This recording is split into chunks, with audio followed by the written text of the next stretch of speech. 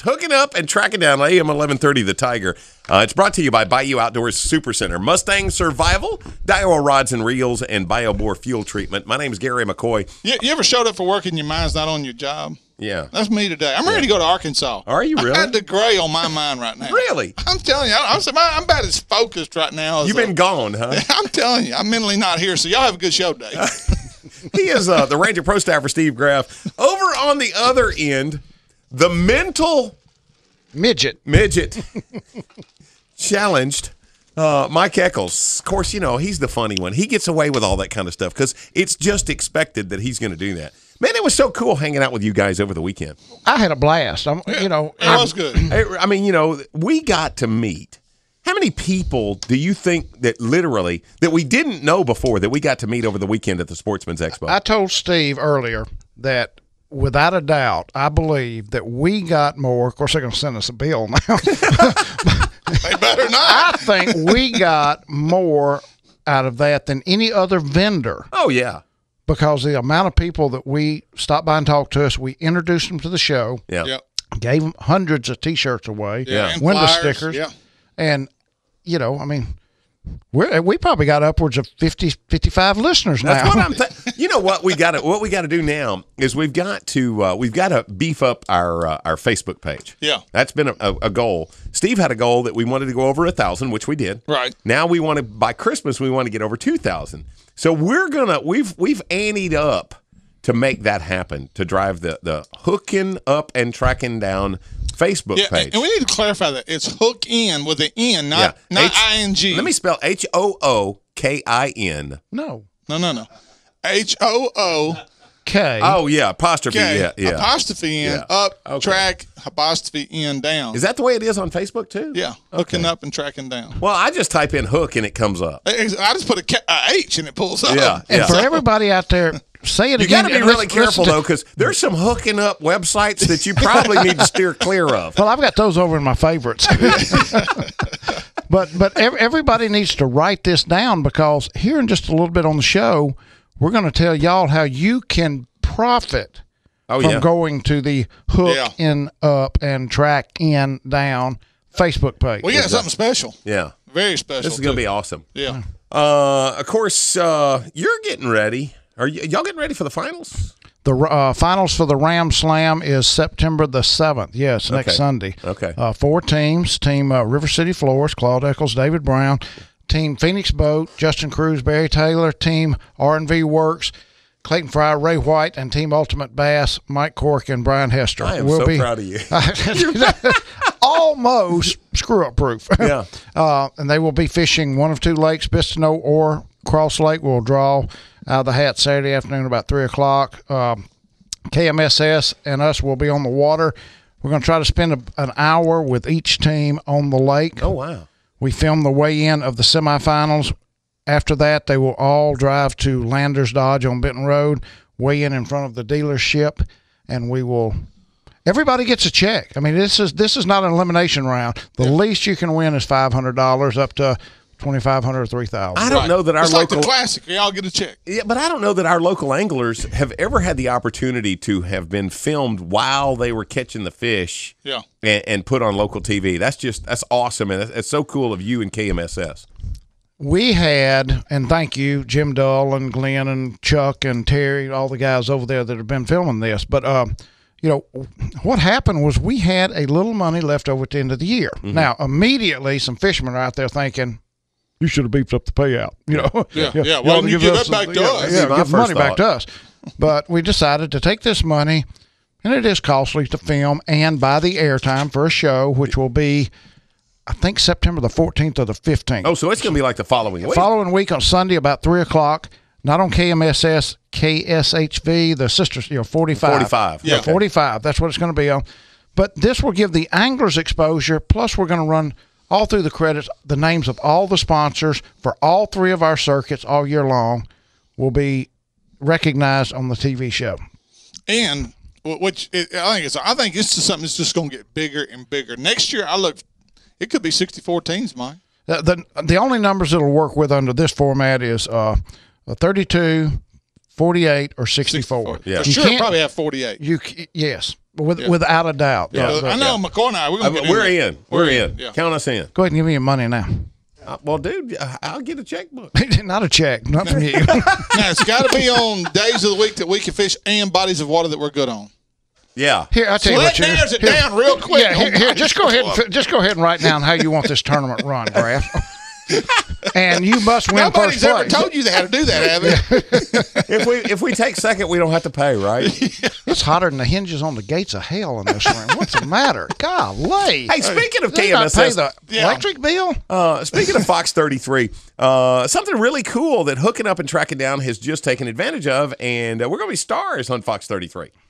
Yes, we are. Every Thursday night during the news broadcast at 9 o'clock news on KMSS, Fox 33. Mike, I, myself, you, all of us involved are going to be doing tips of the week from now all the way through, I guess, all the way through the winter. Yeah. So each week during the sports broadcast is when they're going to play. I think right when the sports broadcast is over, they'll play our tip of the week. Do you have any idea? Does that start tomorrow? Starts tomorrow. Okay. Yes. What's the first one? Steve and I did 5 the other day, and I'm pretty sure the one tomorrow is going to be Steve did one on fishing line. How to match the line to your rod and right? Yeah. Or whatever technique you're using. And then the next week it will be just a little goofy thing I did about dove hunting. Right. Then the next week it'll be another goofy thing I did about teal season. All these will be 2 days before season's open. Yeah. And then we'll go back into some fishing stuff that Steve did. You know what? I want you to answer one question for me, Steve, since you did line. Is it necessary to have a reel that's accommodating of braided line in order to get the most out of that line? You know, because some of the reels aren't made for that. Some of the rods aren't made for the braided line. Right. Is that important?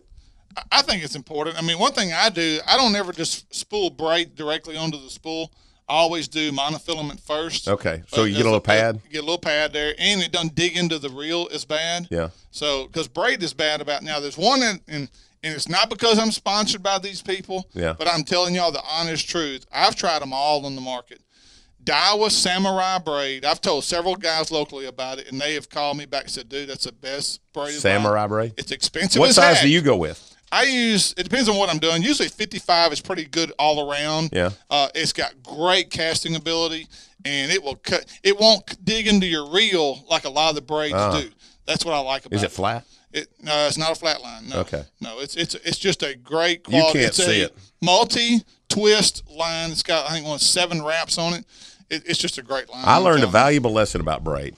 You can't see it, but there's a little scar right there. Oh, yeah, it'll cut Let me tell you down. right now, when I'm worm fishing or fishing a jig, I have my line draped across the first joint of my left-hand pointer finger, so so that I can feel, you know. I don't do that with braid. I learned you don't do that with braid because fish bite. Gary sets hook. Braid doesn't give. No. Skin gives. Yeah.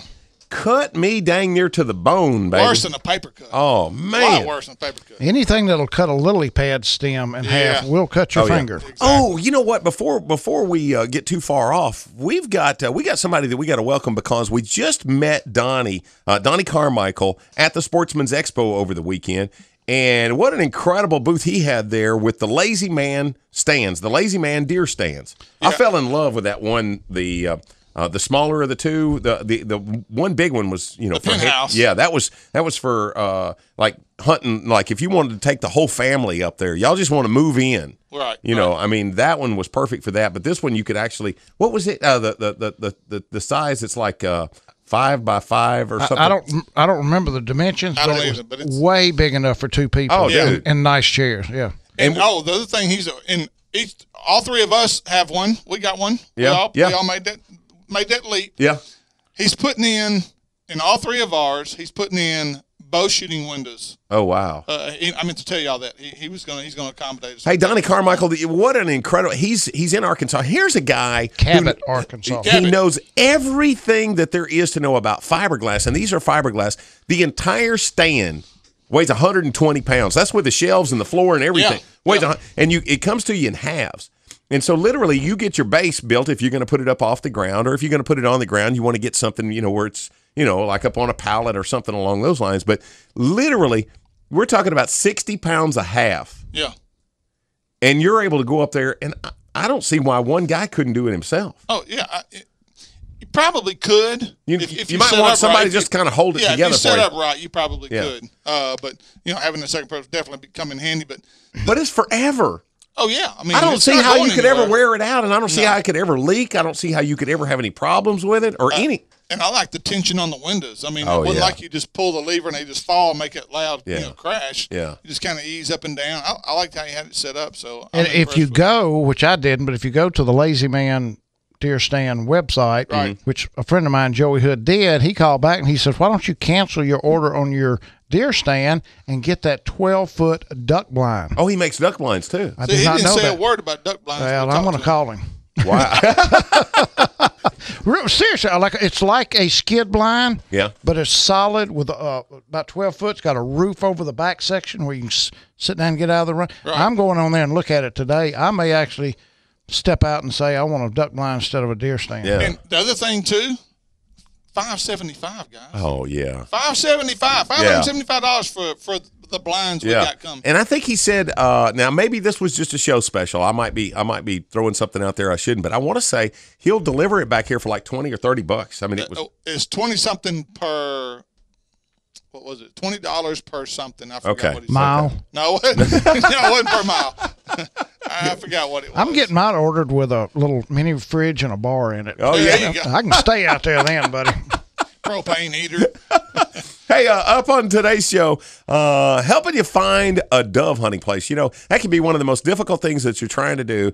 You're looking for where the doves are flying through. You want to make sure that everything's legal. You want to make sure you're not trespassing. And obviously, you want a successful hunt. Right. We're going to give you some tips on that. And? You're looking at me. Leighton Palmer. I told you I'm in the gray right now. I tried to tell you. Are you catching any fish? Not yet, but I'm launching my boat. Okay, you're launching. I mean, what are we fixing to throw? I'm probably going to throw probably a green pumpkin trick worm. Right. Okay, you know what? If you've never been to DeGray, let me tell you, Lake DeGray in Arkadelphia, probably around here, I would venture within 100 miles, probably the clearest water that we have anywhere in 100 miles. Is that a fair assessment? That when you get on the main lake, it's got that greenish tint to it. Yeah. That but any of the backwaters, any of those backwaters, but there's not a lot of there's very little vegetation in the lake. But the closer you get deeper into the lake, farther in the back of the pocket, yes, it's definitely. Are there smallmouth in there? I don't know. I never caught one. You asked me that the other day. I've never caught one. Tammy Richardson, who is a Lady Bass Pro, she owns the houseboats that we're taking out this weekend. Okay. And Anchors Away, by the way, which may be coming on as a sponsor. So give them a little plug. But anyway, Tammy's a guide there, and she says she's guiding Monday on a crappie trip. Yeah. So, but anyway, great person there, and if you ever need a guide, we'll have Tammy. I'll probably post Tammy on our website. Okay. Also, Leighton Palmer's coming up from Natchitoches Power Sports, latest and greatest in ATVs. Yeah. September the 5th and 7th. This 5th, 5th, 6th, and 7th. I'm sorry. Out at the Garland Scout Ranch, Shreveport Fire Department, MDA archery shoot, 3D archery shoot. September 5th, 6th, and 7th at the Garland Scout Ranch. Entry fee $20. Shoot one or both days. Oh, one other thing that we want to mention, because Mike and I are both involved in this. Coming up September the 20th, the Greenwood Fishing Mission two-man team bass tournament, September 20th. Mike, you're handling this one for the city of Greenwood. We're going to be weighing in at 4 o'clock that afternoon. You got to quit fishing at 2. But you'll be in the weigh-in line at the Greenwood Town Park by 4 o'clock. You can fish any public lake in Louisiana or Texas. Right. As long as you stop by 2 and you're in the weigh-in line by 4. I could go to Elephant Butte. Yes. That's not in Texas. Well, it's New Mexico, but it's close. You're disqualified right now. Real quick, we'll talk about that again. Yeah, Jackie Bibby is going to be on the show today too from Rattlesnake Republic from the Animal Channel. So looking forward to having Jackie. He's excited. I talked to him yesterday. He's so excited that he's coming on today. And Colorado wildlife biologist Brandon Diamond. What's the latest on the elk season for 2014? We'll talk to him as well. It's Hooking Up and Tracking Down 11:30. The Tiger.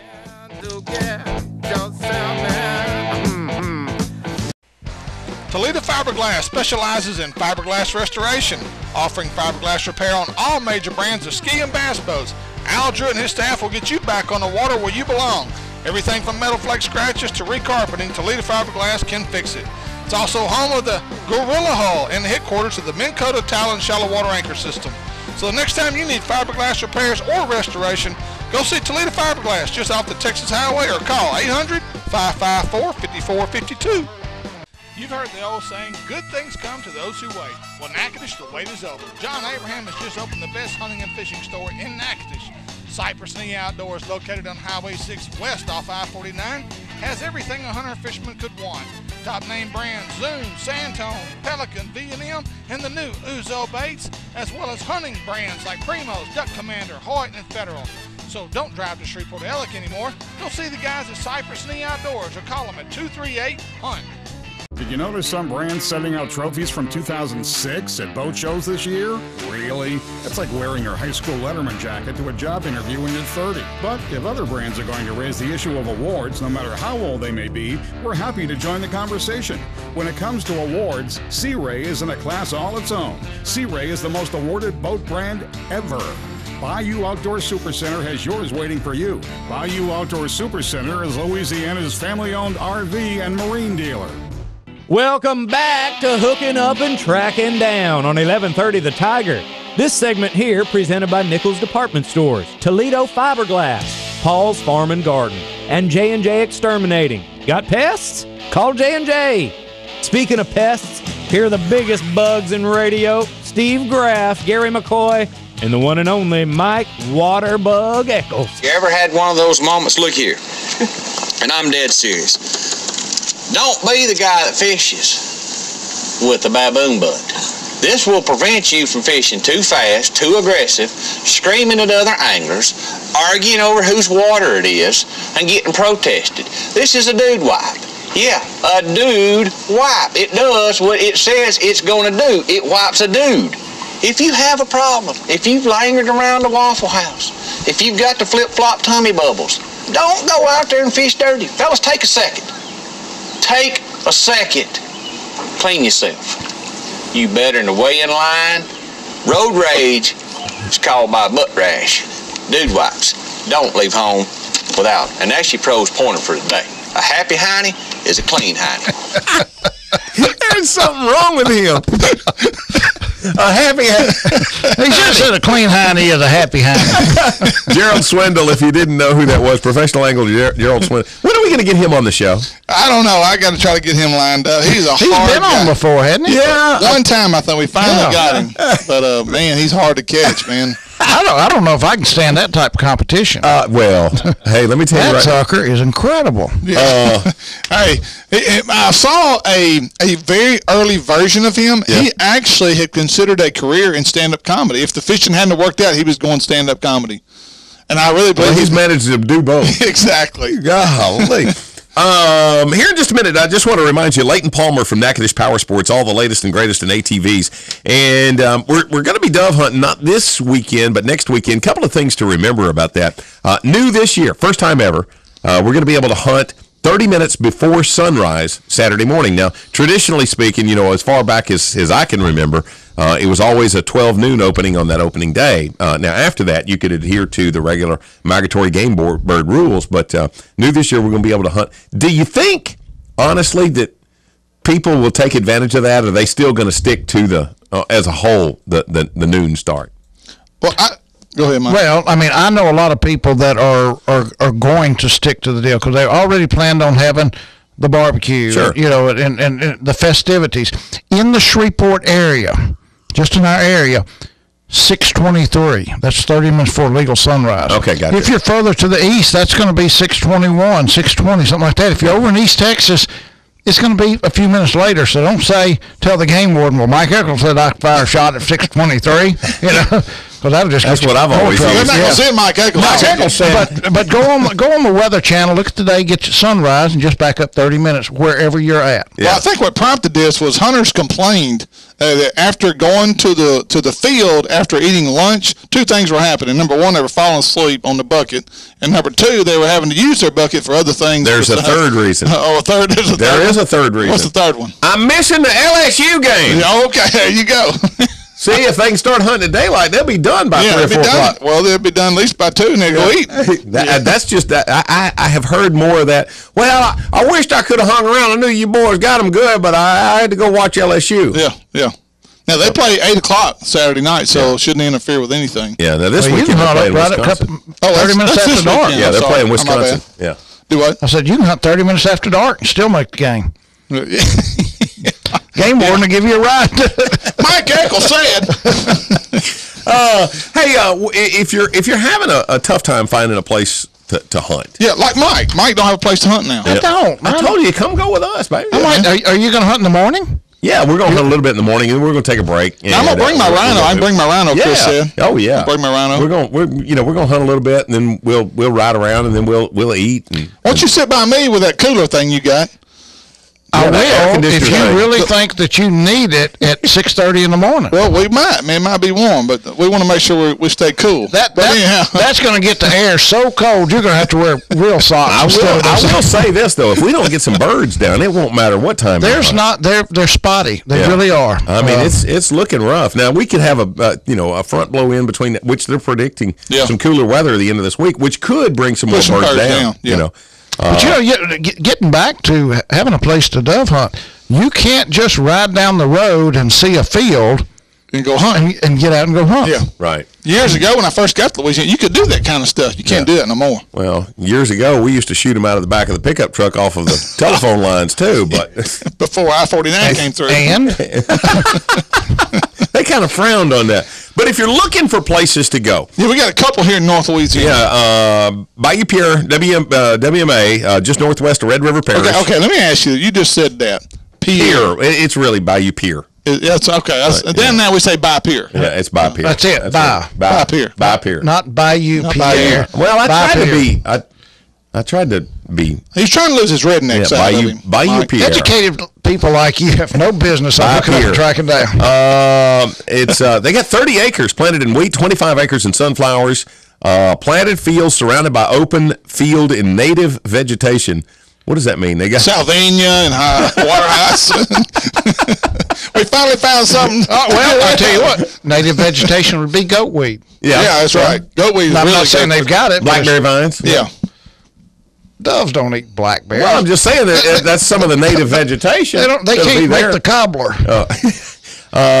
Corn be a native vegetation. Open field is 100 acres. It's open to all. Now, I wonder, with 100 acres, what if they had 200 people show up? Thank you. I'm like, that ain't much territory for a dove. 100. I mean, if they got 200 people show up, they could be in a bind there. The guy with the 10 gauge gets his choice of where he stands. And you're right. If they do, I mean, how do they? They've got some type of responsibility, liability. Although you're responsible for yourself and liable for your own actions. Sure. But I mean, who's going to be down there to say, look, you can't get within 20 yards of that guy? Because some people. And you know what? Another thing, you get into a situation where you're kind of packed in like that. Low birds. Yeah. Is dangerous. If that bird gets lower than 8-10 feet.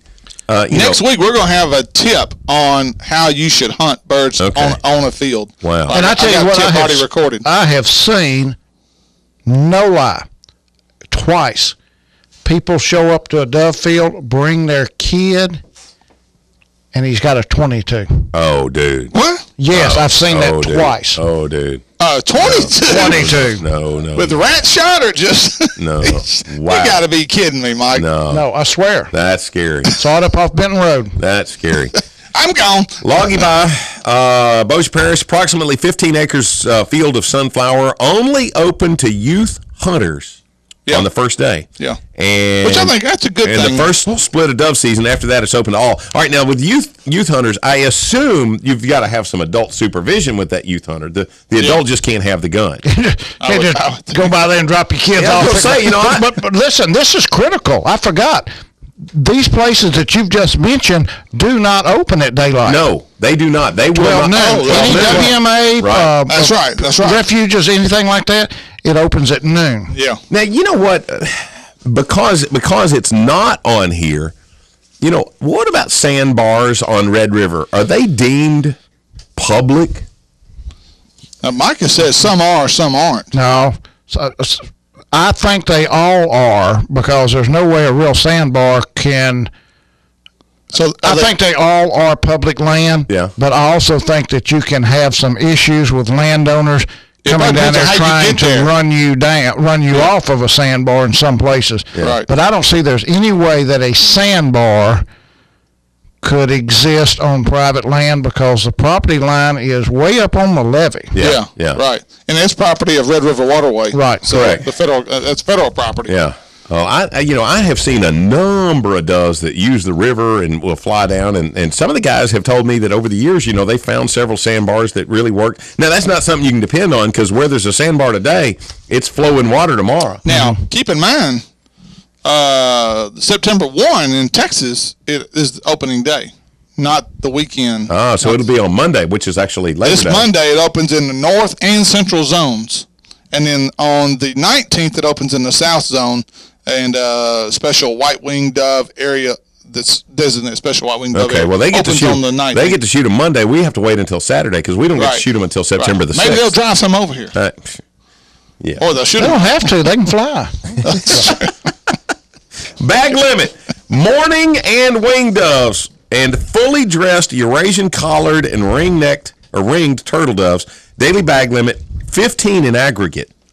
Now, I thought the Eurasian doves we didn't have, but it's new this year. I remember y'all said that the other day, and the guy said, no, you can only kill 15. You only have 15 possessions, no matter what they are. So the Eurasian dove is now included in your bag limit. That's what the guy said last time we had him on. He said, one of us made the comment, so you can kill Wait a minute, whoa, stop.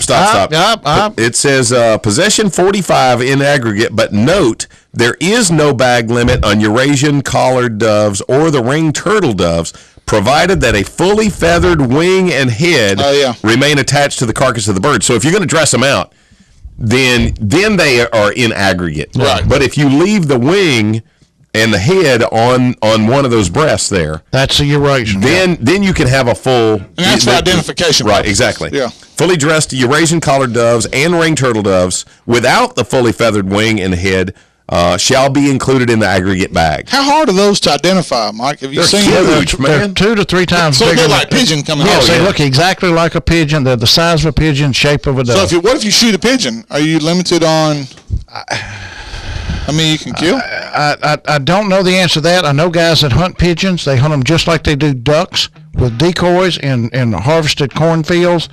Kill. So it's a great shooting experience. They pick them up. They give them to people. They don't let them lay.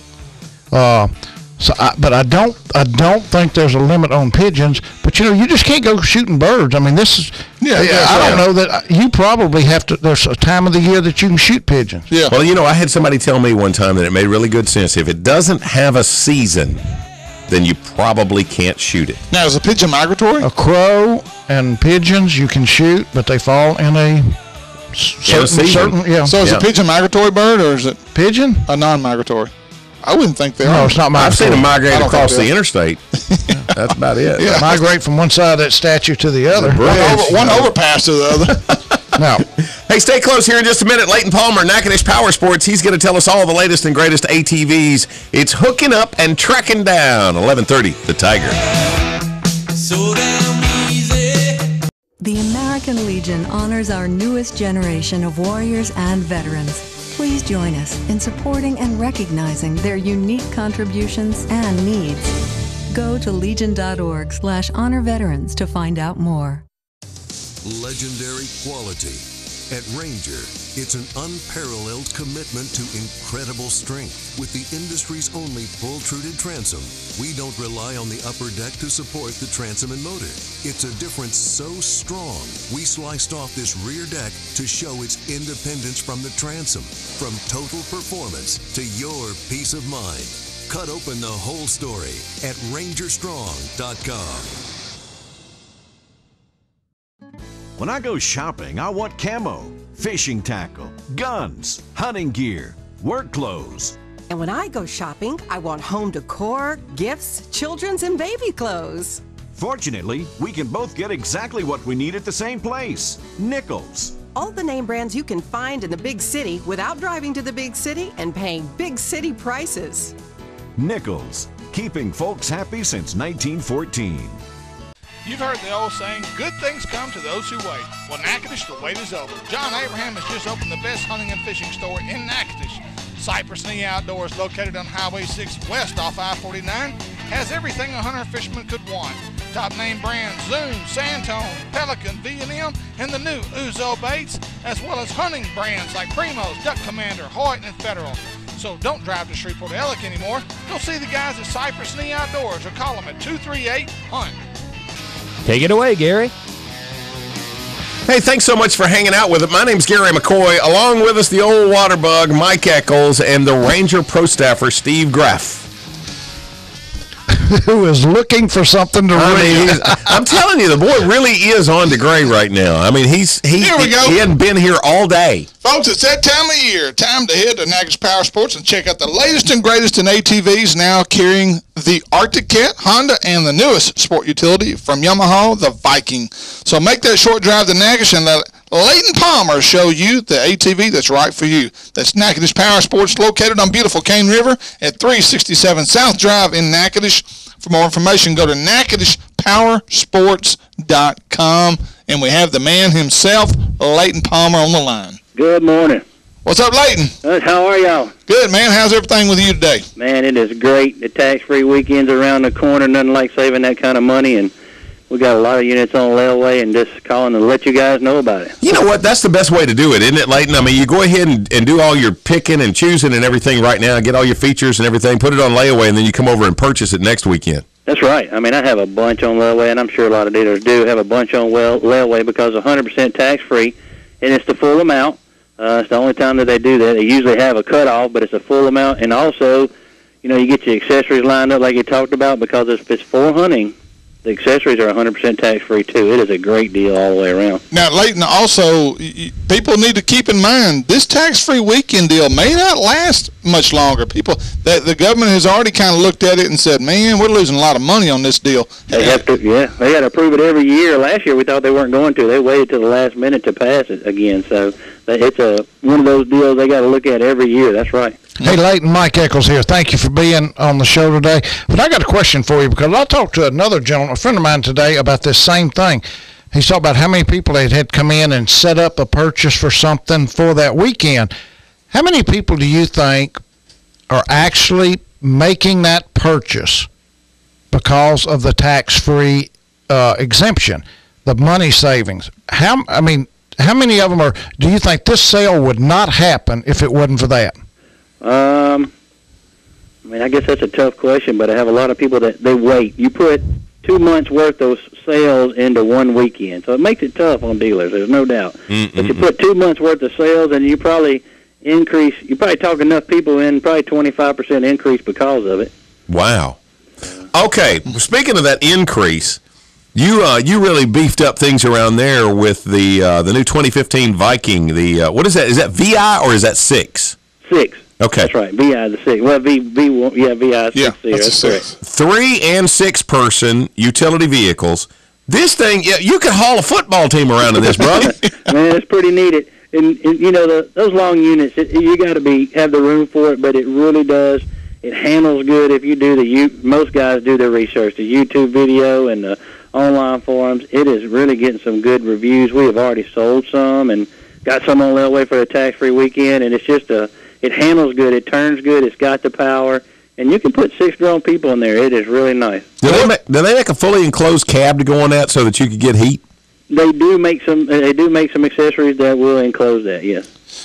What size engine comes on these, Leighton? It's still the 700. A lot of people still thinking it's a 700 Rhino. What they did, they took that engine, they revamped it. They put more low-end torque because these are bigger units, so it has more low-end torque, and they put it in high-end speed. Any guys out there got a Rhino know most of them will go about 40, 41. The book says 38. These will actually go 50, 51. I think the book says 49. So they bumped up the speed in the low end. And say, guys, I have the Rhino, the 700 Rhino, and I'm telling you right now, that thing will pull a freaking house. Well, when you look at this, though, I mean, you think about it. Let's say that you're a dog hunter. Let's say that, as deer season rolls around, you need to drop off these. Instead of having 18 four-wheelers running around there, why in the world wouldn't you go with the Viking 6 and be able to drop everybody off? You've got one vehicle. You're pretty much going to be able to go through any kind of terrain. Yeah. I mean this just makes so much sense, especially for an average hunting lease or whatever. I mean, even if you're not a dog hunter, if you're just going to drop guys up and down the High Line, that way, if you got a guy out there you don't like, you can just forget to go back and pick him up. Well, you can haul 5 or 6 bags of corn to your duck blind too with that right there. Right. Yeah, it comes with the full bed, just like a regular Viking. So. Oh yeah, and I saw that on the specs of that, it'll carry 600 pounds, so it'll just about carry one of Mike Eccles' stories. Yeah, but it won't carry my lunch. Hey, Leighton, we were just talking before you came on. We've all been in the position to have demo bass boats. All of us have. Yeah. And Steve's got one. I've got one. Gary has had them before. Now we're in position with deer stands, this new Lazy Man deer stand company we got, that we're getting demo deer stands. It would really look bad on you. Leighton, do you know where it's going, Leighton? I feel it already, man. Just around my neck already. just a 3-month demo plan for hunting season. Yeah. October, November, December. Don't need it after that. We'll put Nathan's Power Sports on the bumper, and you'll almost be able to see it through the mud. Hey, now listen, you're not just limited to the 2015s. If a guy's a little bit on the budget, you can still hook him up with that 2014 Viking. Oh yeah, the regular 3-seater, no doubt. I've got those here. It has really been good to us. The Viking has really taken off. They've done really well. Now again, that has the same size engine, the 700 in that bike too. Correct. That's correct. Okay. Now, Leighton, if somebody comes in that weekend and you're out, or there's a model they just insist on having, can you do the deal? Reap the benefits of it and order something, or does it have to be something you've got in stock? No, it does not. We can, as long as you put the deposit, we put the unit on order, and it says in the paperwork through the state, as long as it's ordered that weekend, and obviously as long as it comes in before the end of the year, they still get it 100% tax-free. That's great. Leighton Palmer, Natchitoches Power Sports. Of course, everybody getting ready for the big tax-free weekend, and it's not just state tax on this. Is that correct? It's 100%. Yeah, it's state and federal, both. That's the best part. I mean, the other ones do half. This is all of it. Okay, now the big thing here for me is that if we're able to come in there, get everything done in advance. We put it on layaway. We've got what's the turnaround going to be? I mean, because you're going to have 2 months of business in one weekend.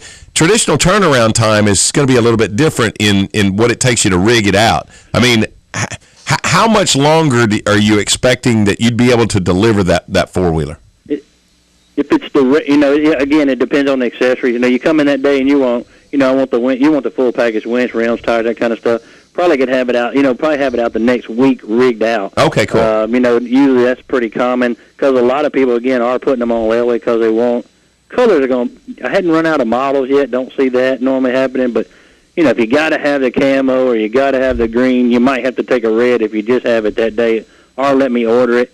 Most of the time we can still order stuff, and then if you want the accessories, just bring it. Some guys want it right then, leave with it, and then when the accessories come in that they want it, put it on, and it's still tax-free as long as it's on the bill of sale. And what did you say the turn time is if you order one? It all depends on the unit. If it's something that Honda has and I just happen to run out, usually about a week. Oh, okay. If it's something that's extremely popular or a new year model swapping, most of that stuff is going to start coming out in November. Now, you're going to cut off some of that rigging out time if you go ahead and come in now and get everything handled, because then all you're doing is just waiting on delivery, right? That's right. Yeah. That's right. I'm going to tell you, dude. I'll make it easy on you, Leighton. For my demo model, I'll take the red if that's all you got. Okay. I don't mind, really. I'll do that for you. I'm that kind of guy. Hey, let's change gears real quick. We're in the middle of hurricane season here, and what about your generators? What you have plenty in stock? Is this a good time to buy a generator as well? It is. I mean, we carry both Honda and Yamaha power and equipment in the generators, and we do run the sale price. It's not the retail price, but it is a good time of year to be prepared. If a storm hit, that's when you kind of getting in there buying where picking up what's left. But to kind of pick and choose, you still have, if there's a certain model that I don't have, it's still time to order. Those only take about 5 working days to get delivered or less. And it is a good time to go on and be prepared, as always. Hey, let me give you my Honda generator story, and this is the gospel truth. This is how cool those are. My brother-in-law, Mike Craig, you guys know Mike. Mike bought a Honda generator. He's the judge? Yeah, he's the judge. Why do you think I know a judge? Mike bought a Honda generator, And I borrowed it from him, went out and was building a deer stand, something, drill and stuff like that. Was running a Honda generator. This is how quiet that thing is.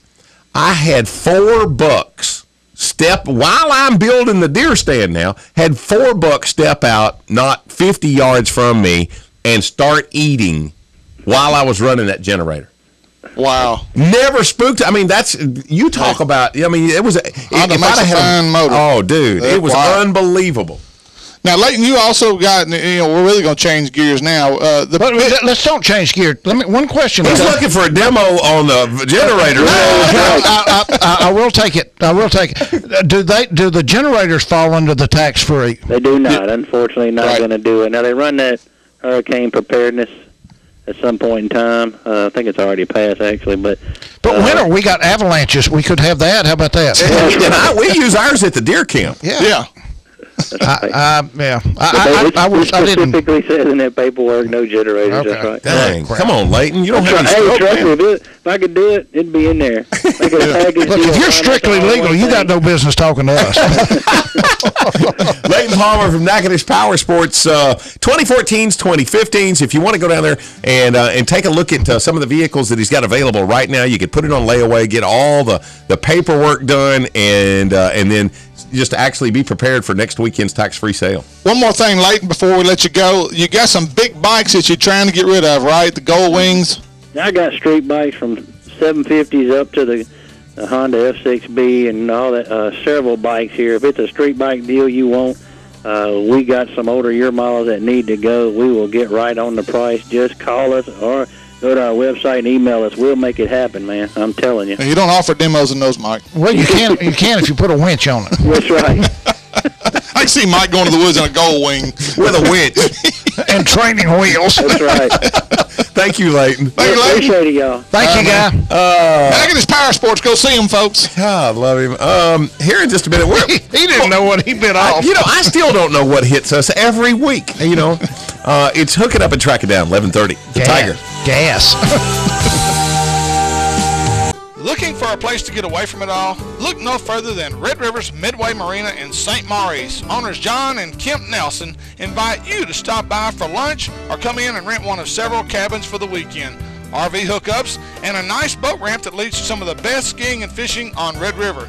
Fully stocked bait and tackle store with gas pumps on and off the water. So book your next trip online, MidwayMarinaStMaurice.com or call 318-646-0097.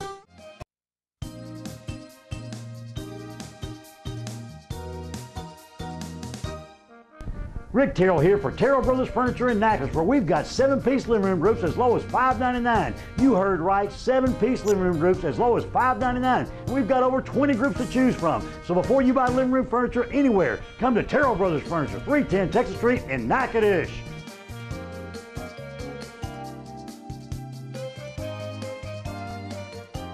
Did you notice some brands sending out trophies from 2006 at boat shows this year? Really? It's like wearing your high school letterman jacket to a job interview when you're 30. But if other brands are going to raise the issue of awards, no matter how old they may be, we're happy to join the conversation. When it comes to awards, Sea Ray is in a class all its own. Sea Ray is the most awarded boat brand ever. Bayou Outdoor Supercenter has yours waiting for you. Bayou Outdoor Supercenter is Louisiana's family-owned RV and marine dealer. I am for the child who's had 7 addresses in a single year because she's in foster care, because her father abused her, and her mother couldn't believe her. She is the child I am for. I am a CASA volunteer. I am you.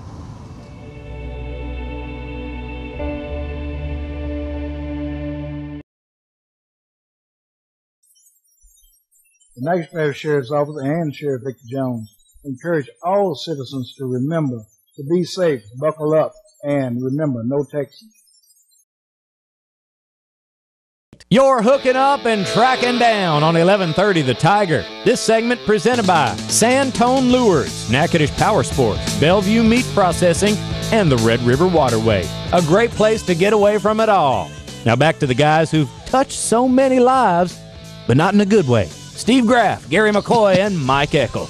think he meant to say that we've been touched. Yeah, exactly. Something along touched in the head. I'm Gary McCoy, the Ranger Pro Staffer Steve Graff in the house, the old mud hen, Mike Eccles, and of course Stinkbait. Steve Costello is hanging around with us, running all the board and doing an incredible job like he always does. Hey, one thing that we want to remind you, new today up on our Facebook page, which is hook_in and track_in down. Yeah. It's track and down, the and symbol. Just put hook up in the box on Facebook. Yeah, and if you put hook, usually gets you. Hook it up and track it down. Put that in there. Go in there and like that post we've got up there about the outdoor extravaganza that's coming up September 6th at the CenturyLink Center. And Phil Robertson's going to be there. Alan Robertson will be there. And we've got some killer tickets that we're giving away. All you got to do is share that on your Facebook. Not just killer. They're on the floor in the first 4 rows. You betcha. Yeah. Don't weigh 2 pair. Another way you may be able to get to our Facebook page, maybe a little easier, hutd.net. Just go to our Facebook, our website, and there's a link to our Facebook page on there as well. Okay. On the phone, one of our buddies we got to see again this year. It's been 2 or 3 years now that we've gotten to visit with him, but we just hung out with him over the course of the weekend at the Sportsman's Expo. Jackie Bibby, the Texas Snake Man, Jackie Bibby. He's been on television for a while now and probably one of the premier snake handlers in the entire country. Jackie, I was a little disappointed. You didn't bring that big yellow snake this year that you normally have. That snake was breeding, so, he was on a romance call, so he wasn't able to come. Yeah, I would imagine. Yeah, y'all didn't shoot video of that, did you? There was video of it on Facebook when he locked up with the female, so absolutely, we're porn stars for snakes. Amen. All right, now, Michael, tune in now. Yeah. I had no interest up to now. in your life, how many times have you been bitten by rattlesnakes? 12 times, seriously enough to require hospitalization. That's really all that I count. I've had some dry bites and some minor bites and not so serious envenomations, but I've had 12 bites which hospitalized me. Of course, the worst one cost me my leg, and another one cost me most of the use of one of my hands, and both thumbs are pretty much unable to use anymore. So there's definitely some drawbacks to this fun and exciting sport that I've been involved in for 45 years. Jackie, it's Mike Eccles. When you were a kid and went to school, your bus was really short, wasn't it? Pretty short, yeah. Yeah, okay. I mean, you just keep coming back for more. Well, I'm not a very fast learner. I'm a slow learner and a quick forgetter. When was your interest peaked, Jackie? When did you start having interest in rattlers? Was it as a kid? Was it as you got older? When did that take place? I started out when I was 18 years old. I was fresh out of high school. Always been a thrill seeker, so anything adrenaline producing has always been attractive to me. So I went to a rattlesnake roundup, and they were having a sacking contest to see who could put 10 rattlesnakes in a sack the fastest. And they were giving away prizes and trophies for the guys who could do it the best. And I was the only amateur there. The rest of them were all seasoned snake handlers. But I'm a pretty gutsy guy, and I'm very competitive. So I bailed up in there not having a clue what I was doing, and I won 2 trophies and $30 and got my name in the paper. So it wasn't $1 million prize. That'd been all it would have had to take from $30. Back in 1969, they didn't give away $1 million prize. Let me tell you, a $30 prize was a pretty good hookup in 1969. That's your copay at the doctor's office, Jackie. Jackie, now when you first started, making a profession out of this, compare that day to now, as far as, I assume that at some point you milk snakes for antivenom and stuff like that. Compare that then to where you are now. Interestingly enough, I have yet to actually make it my profession. It's still my hobby. Okay. It's still my sport. It's something I've been involved with my entire life, but I've never been able to make a living at it. It's just not that lucrative. So I've always had to have a regular job to support my expensive snake habit. But, it's become a vehicle which has allowed me to do some amazing things. I'm an old country boy from Rising Star, Texas, population 800 people. And for me to have gone to Europe 14 times and go all over the United States and been on television over 100 times, that's pretty amazing. So what I did, I started out doing something that's lark, and I kind of somewhere along the way began to realize it was a pretty amazing vehicle, and I saddled up and I rode it for all it's worth. Jackie, what are some of the myths about about snakes and about rattlers that people have a misconception about?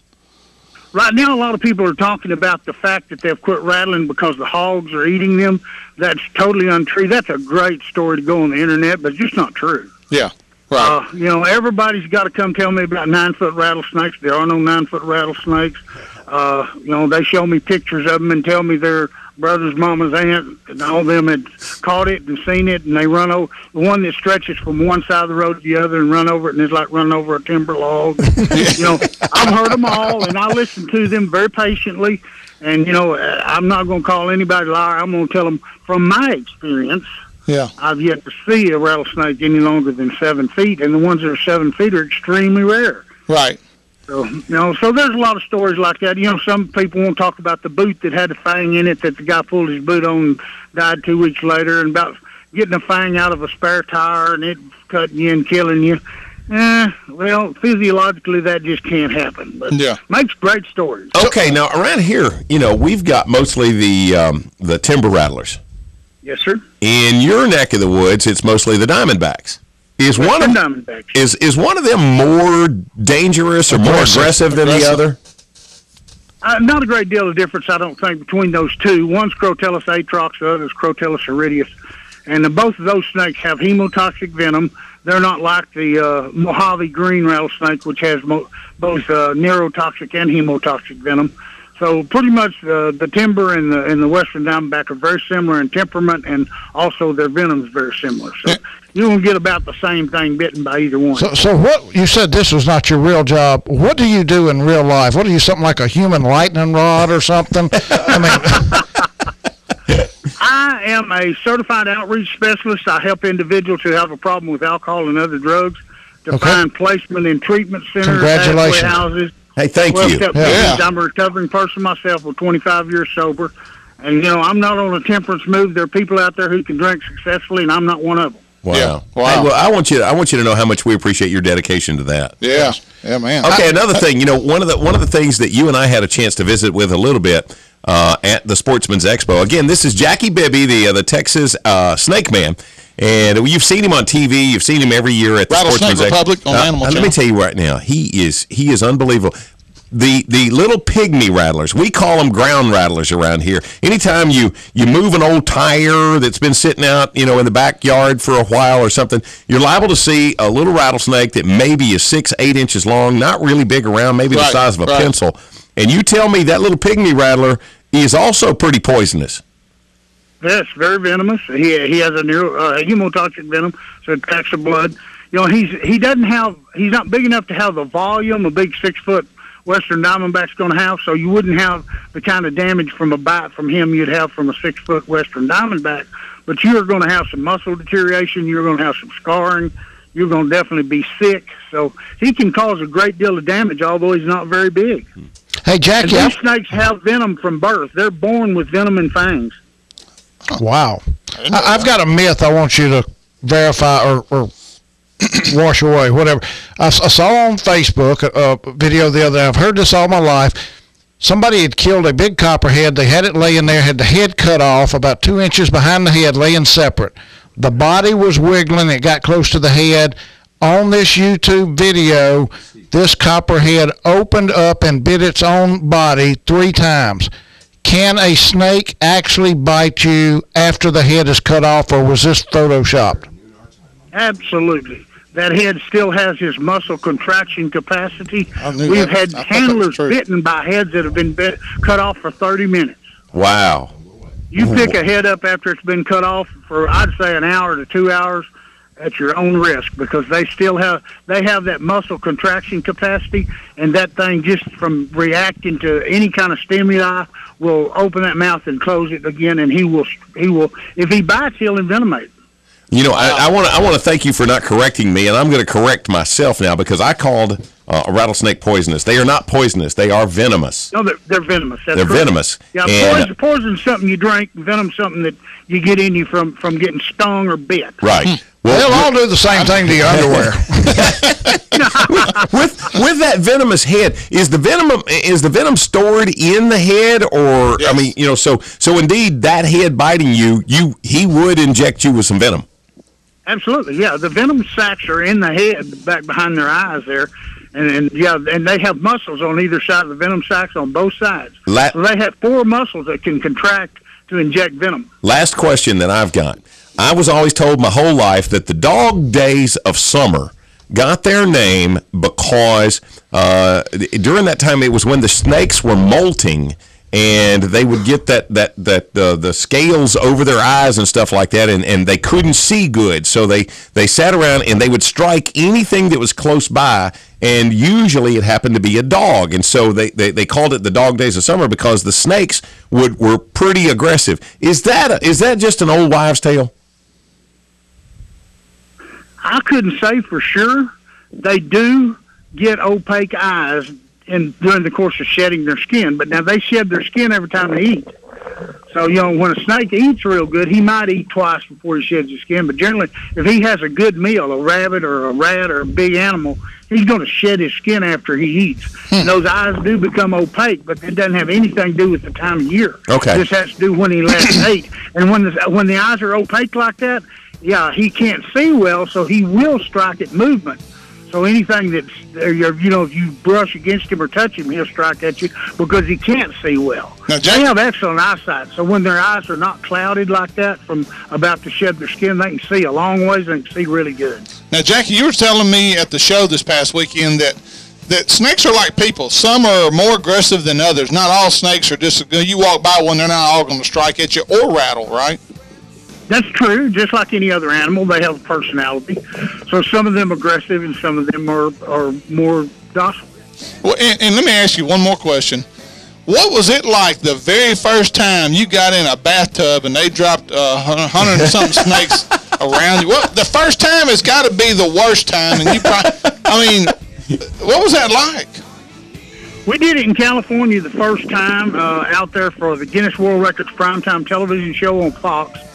And we did it with 35. That was the first record I ever set inside the bathtub, and we had 35 snakes in there with me. And it was pretty nerve-wracking, but I had some excellent handlers with me, Dougie Duggar and Ken Garrett. And so we really knew what we were doing, and we knew no, you didn't. If you didn't know what you were doing, you would have never got in that tub, baby. Jackie, baby, Texas Snake Man, thank you, brother, and thanks for the incredible show. There was never a time around Jackie's Snake Pit that there wasn't at least 50 or 60 people just amazed, especially when the young lady would climb in the sleeping bag and they put those snakes in there. I'm dude, out. No. I am so out. I'm gone. I'm out. Yeah, that's my girlfriend. You know, I'm 63 years old and I have a 25-year-old girlfriend. She can't keep up, but she tries. Wow. Now we know what snake venom does to you. Yeah, exactly. Thank you, Jackie, baby. Appreciate you. I appreciate y'all's hospitality when we're in Louisiana. Always glad to come back over there and visit with you folks. And y'all stay in touch. You never know what we're going to do next. Thank you, brother. Thank you, Jackie. Bye-bye. Stay close here in just a minute. We're talking elk. The Colorado wildlife biologist is going to be on the phone with us. The elk season forecast for 2014. It's hooking up and tracking down. 11:30, The Tiger. I am for the child who's had 7 addresses in a single year because she's in foster care, because her father abused her, and her mother couldn't believe her. She is the child I am for. I am a CASA volunteer. I am you.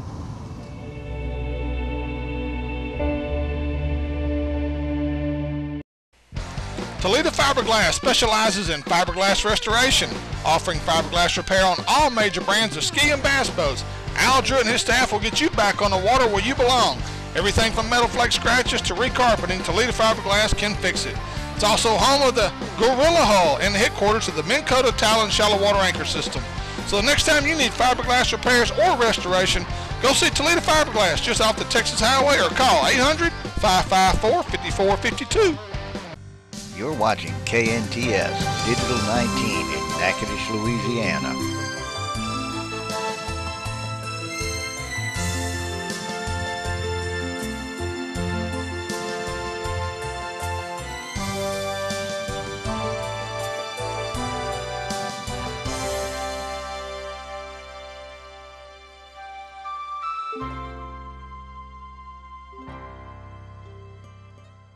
You've heard the old saying, good things come to those who wait. Well, Natchitoches, the wait is over. John Abraham has just opened the best hunting and fishing store in Natchitoches. Cypress Knee Outdoors, located on Highway 6 west off I-49, has everything a hunter and fisherman could want. Top name brands, Zoom, Santone, Pelican, V&M, and the new Uzo baits, as well as hunting brands like Primos, Duck Commander, Hoyt, and Federal. So don't drive to Shreveport Ellick anymore. Go see the guys at Cypress Knee Outdoors or call them at 238-HUNT. Too hot in the summer, too cold in the winter, and your heating and air conditioning system is burning holes in your paycheck? You need to call Luke at Guy Heating and Air.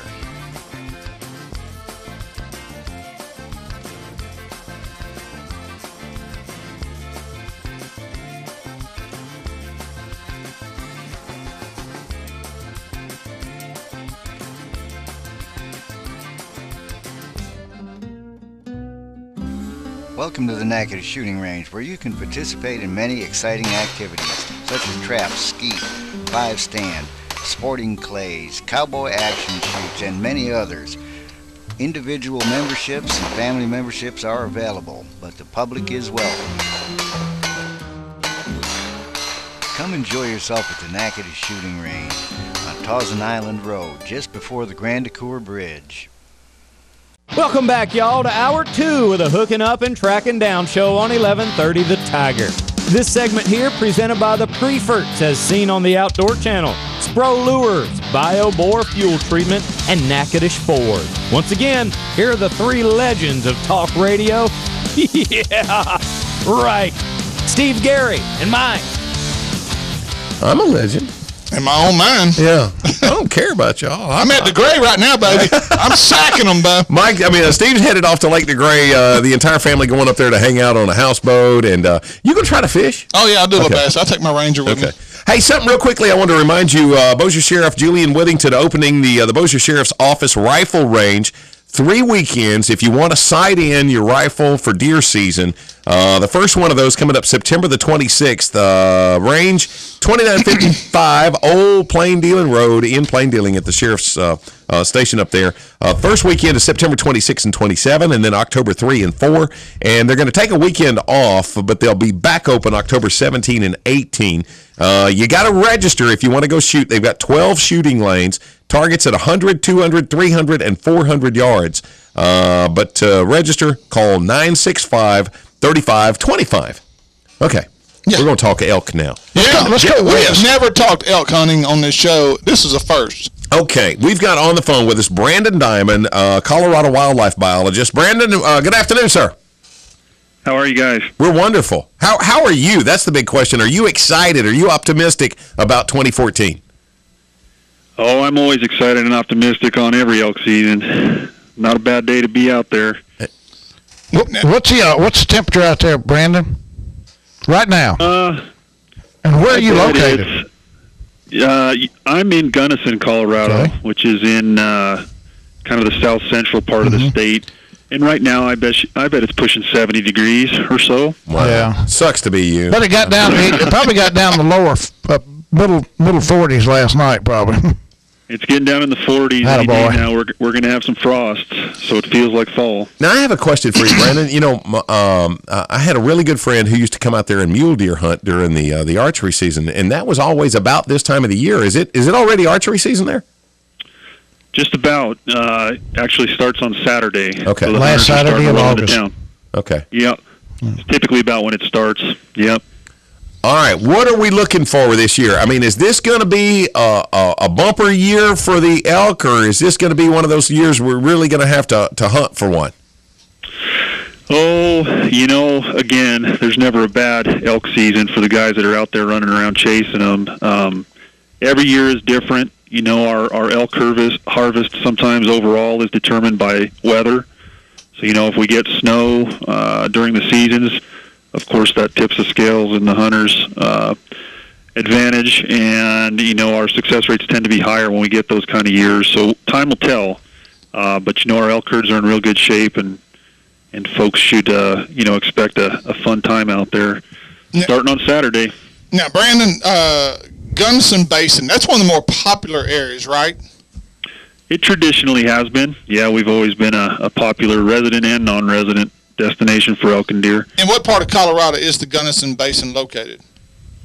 So the Gunnison Basin proper, it's south central-ish Colorado. We're in the southwest region of the state, but a little bit more centrally located than some of our southern towns. But that's about where it is. We're about an hour east of Montrose. For the folks that have heard of Montrose, it's a little bit bigger town to the west of here. I've been to Pagosa Springs. How far is that? So Pagosa Springs is probably 2.5 hours from here, or so. So they don't give miles out there. They don't. How many mountains you got to cross? Yeah, in Colorado, we don't say, well, it's 47 miles. They just say, well, if you get in the truck, it's going to take you 2.5 hours to get there. Yeah, got to give folks a realistic perspective on what the drive is. Hey, Brandon, this is Mike Eccles. How old are you? How old am I? Yes. Pushing 40. Oh, you kid. I'm pushing 62. I made my first bow hunt to Colorado in 1977. And I went 29 times. I quit going because the mule deer herd just plummeted. I didn't elk hunt. I was lucky enough to kill one elk. But I killed a lot of deer during the archery season out there. That's the reason I knew it always opened the last Saturday of August. What happened, and I know you're going to say, your job's going to say, we still have a good mule deer herd in Colorado. But compared, when I first started going out there, if somebody saw an elk, that was like seeing a UFO. Yeah. And we would see hundreds of deer a day. The last time I was up there, I saw 10 times as many elk as I did deer. And I've got my theory on what happened out there, and it's not just hunting pressure. What's yours? Well, I think you're right. It's certainly not just hunting pressure. I mean, you got to feel lucky because you got to hunt in the heydays of deer herds in Colorado. A lot has changed over time for mule deer, and in fact, we're in the middle of a mule deer initiative program here in Colorado where we've been engaging the public and talking about strategies to increase our herds across the West Slope. But, there's a lot of things going on with them. Everything from habitat changes to human development and habitat loss. Bingo. Fire suppression. Bingo. Yeah, there's just, there really isn't a silver bullet. And, the good news is our deer herds are at least relatively stable, and we have some excellent deer hunting opportunity when you can draw a tag. But they have declined since the 70s, no doubt. And, I guess from my perspective, I don't know that we'll ever see those numbers again. I mean, the population in Colorado is significantly bigger than it used to be, and so there's just not as much habitat out there for them. And when I first started going out there, you could leave Denver on 70, and we always headed towards Glenwood Springs. We hunted up in Dinosaur, and we hunted up on the flat tops above of Glenwood Springs. When you hit the western slope and you went west on 70 in the Interstate 70 in the late 70s, early 80s, you'd come across this little settlement, a few houses, a store, something like that, and you'd drive 20 miles. And this is down that valley. And then you'd hit another little settlement. And then 30 miles, you'd hit another one. That valley, was the birthing grounds for the mule deer. They'd come down off the mountains in the spring, and they'd get down there in those bottoms and the valleys, and that's where they would have their fawns until winter, and they'd go back up the mountain or start back up. Yeah. Now you leave Denver. It is one solid condominium, ski lodge, golf course, tennis courts, jogging paths. So without firing a shot or buying a hunting license, these tree lovers, animal lover, tree huggers have eliminated more wildlife than all the hunters combined. Wow. A lot has changed. Our state has exploded, since I was a kid. And, it's not just the development on that corridor. It's also the well, fencing would be part of the development, but now a lot of that's high fenced to minimize or reduce road deer or wildlife and vehicle collisions. And so, we're cutting off migration corridors. We're doing a lot out there on the landscape, and a lot of it's not good for mule deer. Now, is high fence, Brandon, a good way to? I know there's some high fence places out there. Is that? No, he's not talking high fence hunting. I know, but that's what I'm talking about. High fence hunting places. Okay, high fence hunting places. Is that the place now to go to maybe kill a quality, mule deer? Oh no, not at all. No, and that's really not within my purview. There's a few of those places around, but I mean, if you still get out and you have to draw a license to hunt a mule deer buck in Colorado now statewide, so you have to apply and put in, and most hunts are taking a few years to draw. Well, how's the urban development not affected the elk like it's affected the mule deer? Oh, I would say it has, but elk are a little bit more adaptable, I would say, in terms of moving around from year to year. Deer are they're real homebodies. They migrate, but it's generally from point A to point B. And once they set up that migration pattern, they're sort of stuck with that for life, and they depend on that. Elk are a little bit more flexible. They could go from point A to point B one year. Depending on winter severity, they might go to point C and winter over there, and they just bump around a lot more. They can also live or do a little bit better on a little poorer feed compared to deer. So, I mean, they're a little bit different in terms of what their capacity to deal with change is, but, it's impacting our ability to grow elk herds too, and we have plenty of conflicts between private lands and elk in the state, and have made a lot of efforts to reduce our elk herds over the years as part of that. Colorado wildlife biologist Brandon Diamond on the phone. The elk forecast for the year 2014 in Colorado.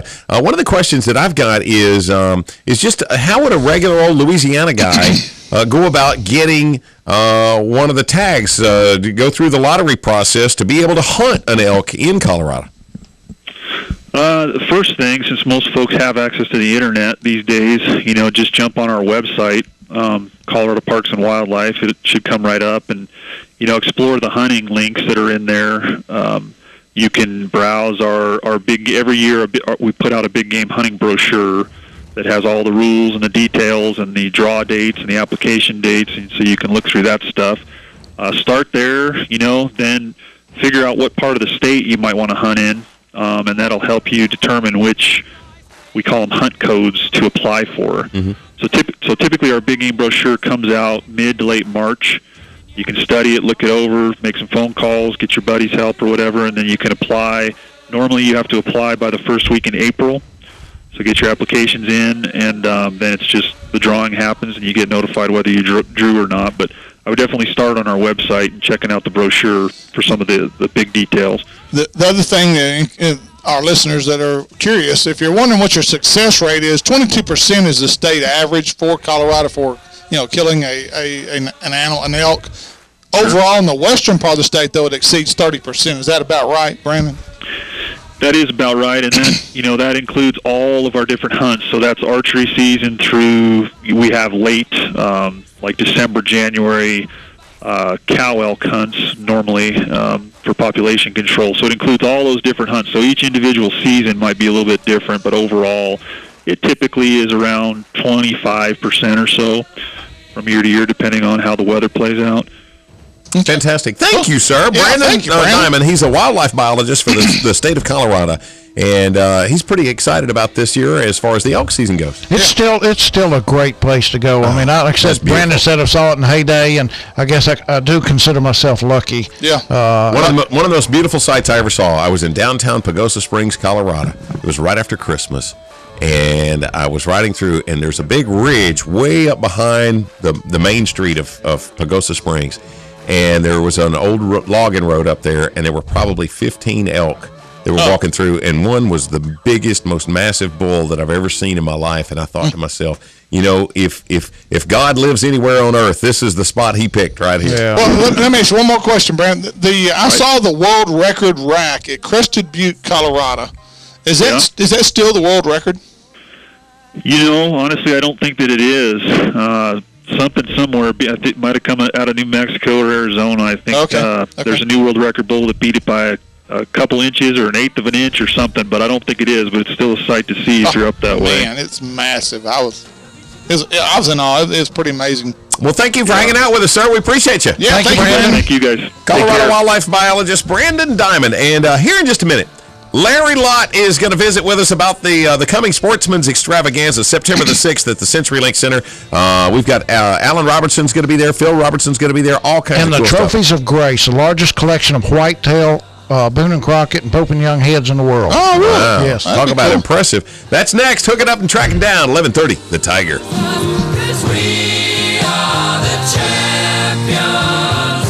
Hello, I'm Troy Umbehagen. We at Natchitoches Nursing and Rehabilitation proudly support and watch TV17's local programming. When I go shopping, I want camo, fishing tackle, guns, hunting gear, work clothes.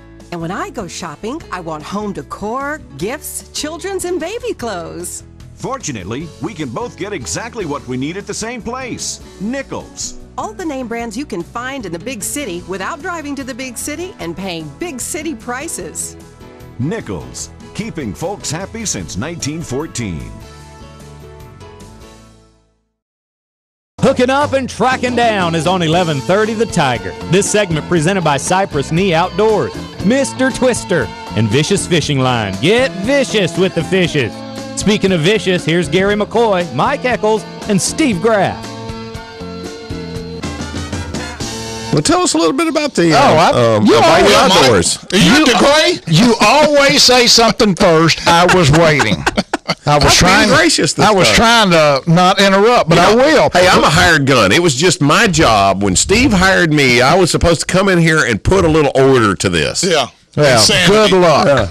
With football season right around the corner, now is the time to look for an RV or a motorhome from Bayou Outdoor Supercenter in Bossier City.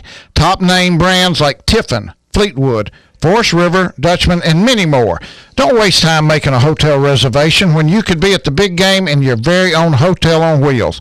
Tailgating with friends and family up close to all the action while having all the conveniences of home. So stop in and let their wonderful sales staff show you their great selection of RVs and motorhome. That's Bayou Outdoor Supercenter on Texas Avenue in Bossier City. On the phone, Larry Lott with the Sportsman's Extravaganza. This is coming up, next Saturday, September the 6th, at the CenturyLink Center. Larry, what time are the doors going to open? The doors will open at approximately 5 p.m. Hey, Larry, do me a favor. Yes. Take us off speakerphone, please.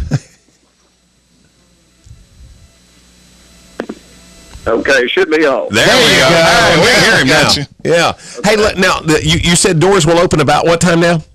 The doors will open about 5 p.m., and the event will run to a little bit after 8 p.m. Okay. Now, are tickets still available, or are you sold out?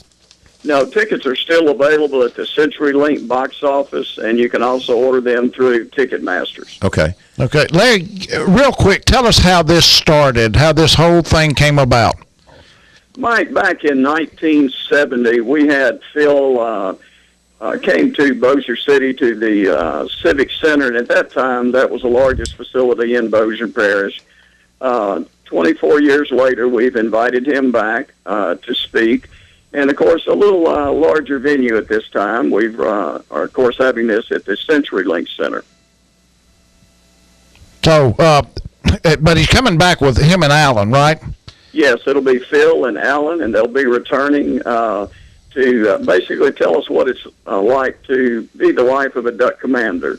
And we'll get to experience Phil's life from the time he actually left high school until present day, and with their great, phenomenal success that they've had. So it's a testimonial, basically. You know, that's the greatest part of this, is because a number of churches actually combined to put this all together, and I think that was it actually spearheaded by you and the gang at Cypress, Larry?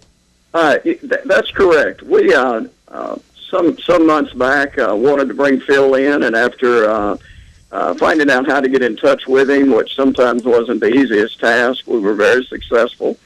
And after we extended an invite through William Morris Agency, who handled his speaking engagements, within about an hour or so, they responded back and said he had accepted. And then from that point, we teamed with Cypress Baptist Church where I'm a member. We teamed with First Baptist Bossier because in 1990 they were actually responsible for bringing the first event. And then we've have reached out to some 80 churches in Northwest Louisiana. And the purpose of this event, guys, is to kind of bring all of the local church community together under one roof for just a large family night to have a great message, evangelistic message presented by Phil and Alan Robinson. And we're really excited about it. We have a tremendous amount of prizes that will be given away. We've got some just fantastic grand prizes. There'll be a camo John Deere Gator 4-wheel drive given away. We'll give away an XRT 4-wheel drive club car. We'll give away a Polaris 570 Sportsman ATV, and then countless other prizes from sets of tires to compound bows to green egg grills. It's just going to be a fantastic night. Now, Larry, we don't want to lose sight of the primary focus of this. I mean, if a person doesn't want to hear about how wonderful Jesus is, they probably don't need to come, huh? Well, I think everybody can attend. I think it's a show for the whole family, for the outdoor enthusiast who wants to see the latest in hunting equipment and accessories. There's going to be a fantastic display. There'll be music, there'll be food, and not only with all of the giveaways and grand prizes, it's just going to be a great time to get together. It's indoors. The whole event will be inside, and it'll be in the air conditioning. So what time do the doors open for this? He's answered it twice for us. Oh, has he? Yeah. What time was that? What time? Go to Arkansas, please. what time was that? The doors will open for 5 o'clock. And 5 o'clock. Yes. Now we'll set Mike probably a little earlier if he'd like to come. So I'll come in a wheelchair. That's right. We'll have to handicap people a little earlier if we have to. On the phone, Larry Lott from the Sportsman's Extravaganza, and just for the benefit of Steve, doors are going to open at 5 o'clock. 5 o'clock. Just so those you didn't hear, like I didn't hear. Well, let me tell you what, Larry, he just kind of skimmed over these gifts, and gifts, door prizes, which comes with your ticket. You don't have to buy a ticket after you get in there. We're talking over $70,000 worth of door prizes y'all are giving away, right? That is correct, Mike, and just some really phenomenal stuff from fishing trips to duck hunting trips to deer hunting trips. You have Feral Hog Hunt in Florida, which is pretty outstanding. Don Edwards Wildlife Prints. Some of the local tractor companies are giving away some ATV implements. The steel combi systems for the lawn. My gosh, the list just goes on and on. It's really some incredible We could have stuff. gave some T-shirts and a couple of caps, guys. Yeah. Well, you know what? Now, how long, for those that might be coming just for Phil and Alan, how long do you expect them to speak? They will have the stage for approximately an hour. Okay, cool. And Alan and Phil, of course, will be speaking simultaneously. Alan Robinson will be doing some PowerPoint presentations on the family, the business, on Duck Commander. And, of course, Phil, you got to love Phil. He's just a great guy. He's a tremendous motivational speaker. And I have such respect for him because he's the real deal. Ooh, I got another. What time do the doors open? Well, for the handicapped people, we'll open a little earlier. For the most normal crowd, around 5 o'clock. For those that went to DeGray. And guys, I also wanted to mention, if we could, the Trophies of Grace will be there. They're from a little town in Florida called Molina, Florida. And oh my gosh, if you're an avid deer hunter, you're not going to want to miss this. It is just an incredible display of the world's best white-tailed bucks, world class.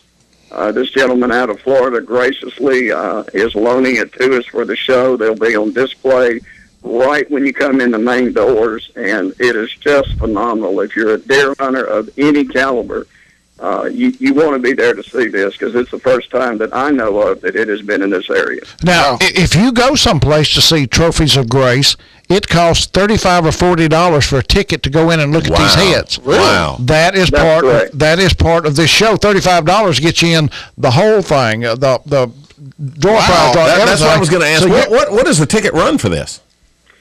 Tickets for general admission are $18 and for reserve $35. Wow. Okay, now a general admission ticket, I assume there's just going to be a GA area where, the earlier you get there, the better your seat will be? That is correct. The earlier you arrive, the better chance you're going to have of getting something down on the lower levels.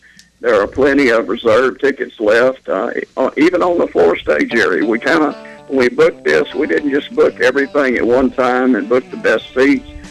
We kind of selected the areas where we would place everyone, and that way a latecomer can still show up and get a fantastic place to sit. But you got to get there. The doors open at 5 o'clock. Yeah. That's what I heard. That's what they said on Hooking Up and Tracking Down. Yeah. And if correct me if I'm wrong, Larry, but the door prize stuff is not off your actual ticket stub. There's going to be 8 boats in location around the outside, the hallway of the CenturyLink. That's where you go fill out a ticket and drop it in the box. Oh, gotcha. Okay. Is that correct, Larry? That's correct. Yeah, it's not your admission ticket. They'll have you an entry form for you to just fill it out and drop it in the bucket. Right. After the doors open at 5. Yeah. And but you got to be sure to be there on time at 5. Exactly. Thank you, Larry Lott. We appreciate you, brother. And what an incredible ministry that you guys are putting together. I'm so excited for our area with stuff like this. Yeah, this is cool. Well, we appreciate you having us on, and thank you so very much. Thank you, Larry. Hey, that's not this Saturday, but next Saturday. Yeah, it's opening day of dove season, but it opens that morning, so go shoot your doves, come in, clean up, take the family out to see Phil and Alan Robertson and the Trophies of Grace. Outdoor Outlaws. They didn't. That's next. Hooking Up and Tracking Down, 11:30. The Tiger. We got some local boys today.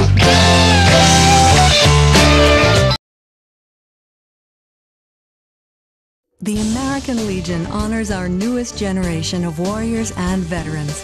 Please join us in supporting and recognizing their unique contributions and needs. Go to legion.org/honor veterans to find out more.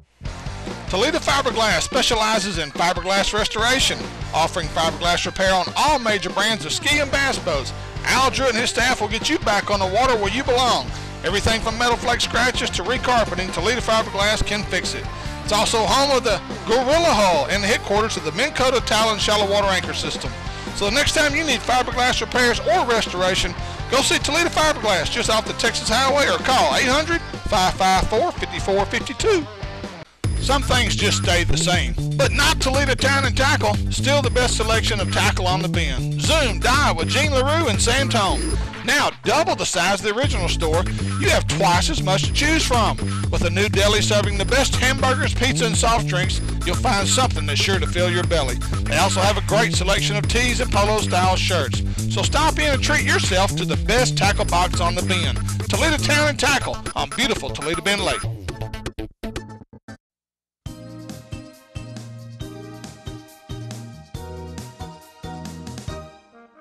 Rick Terrell here for Terrell Brothers Furniture in Natchez, where we've got 7-piece living room groups as low as $5.99. You heard right, 7-piece living room groups as low as $5.99. We've got over 20 groups to choose from. So before you buy living room furniture anywhere, come to Terrell Brothers Furniture, 310 Texas Street in Natchitoches.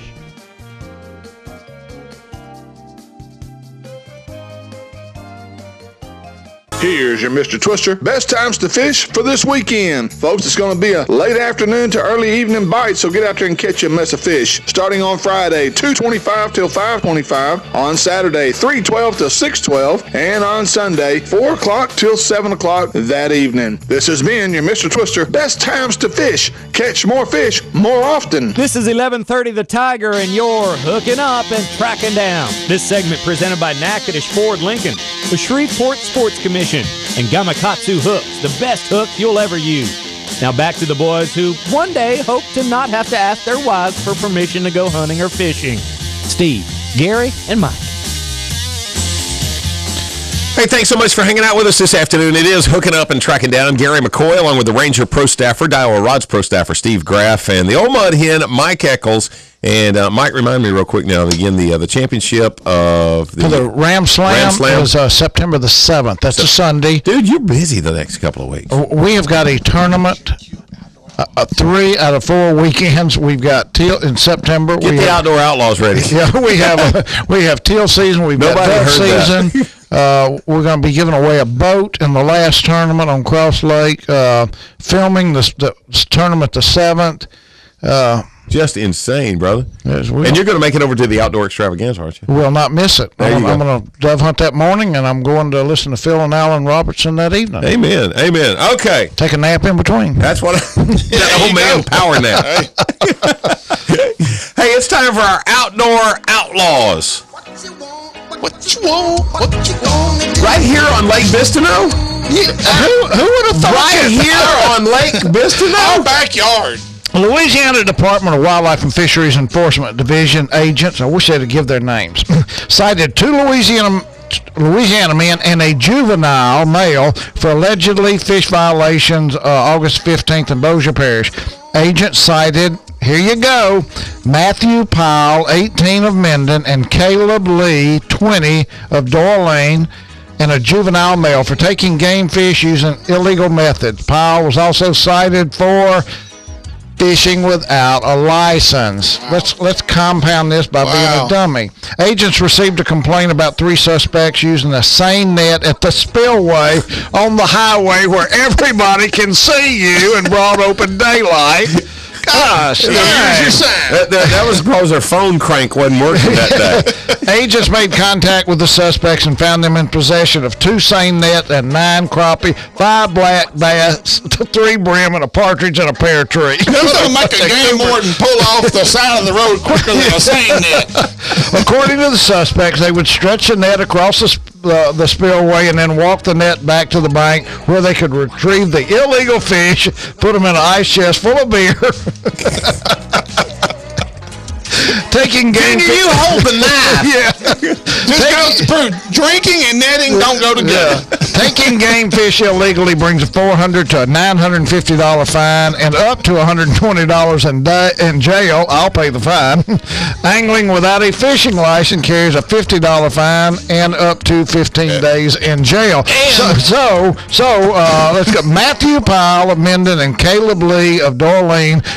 Hooking Up and Tracking Down has made you famous with all your buddies. And they have to ride the short bus to school for a year. And pick up trash on the side of the highway. Okay, also in Louisiana, we're going down to south. We're going to Livingston Parish. Thomas Amarillo, 32, St. Amant area is where he's from. They arrested him for felony hit and run, negligent injury, and reckless operation of a vessel. Booked him into the Livingston Parish Jail. Agents began investigating a hit and run between 2 ski boats on the Amite River Diversion Canal July the 26th. Incident happened around 8:30 p.m. when a ski boat was rear-ended and run over by another ski boat that was allegedly operated by Amarillo. The 3 passengers of the boat that was run over were treated for minor injuries and released. Eyewitness accounts say gave a description of the ski boat that sped through a no-wake zone just north of where the hit and run took place. Agents were able to identify and track down Amarillo's boat July 28th at his residence. His boat matched the description, also had damage to the hull.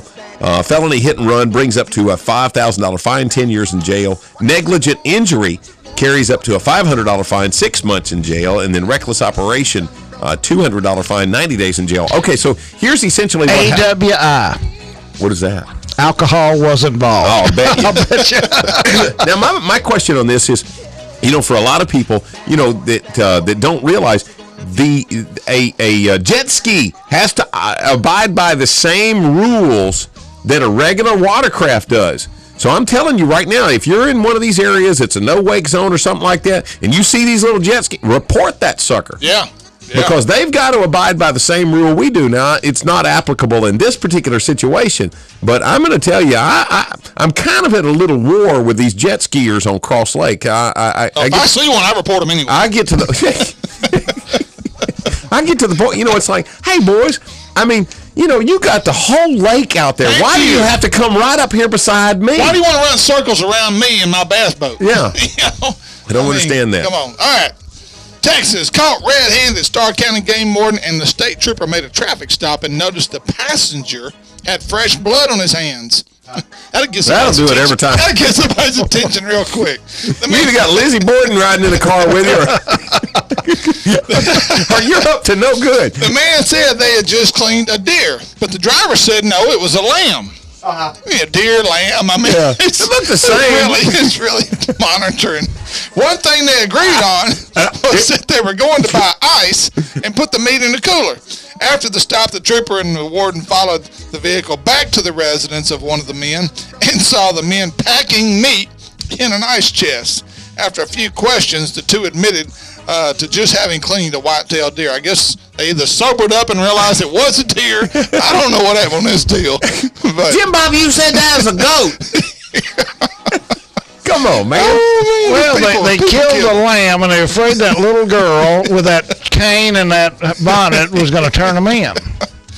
Oh man, people. I've been in situations before where I thought to myself that what we're doing could be deemed illegal.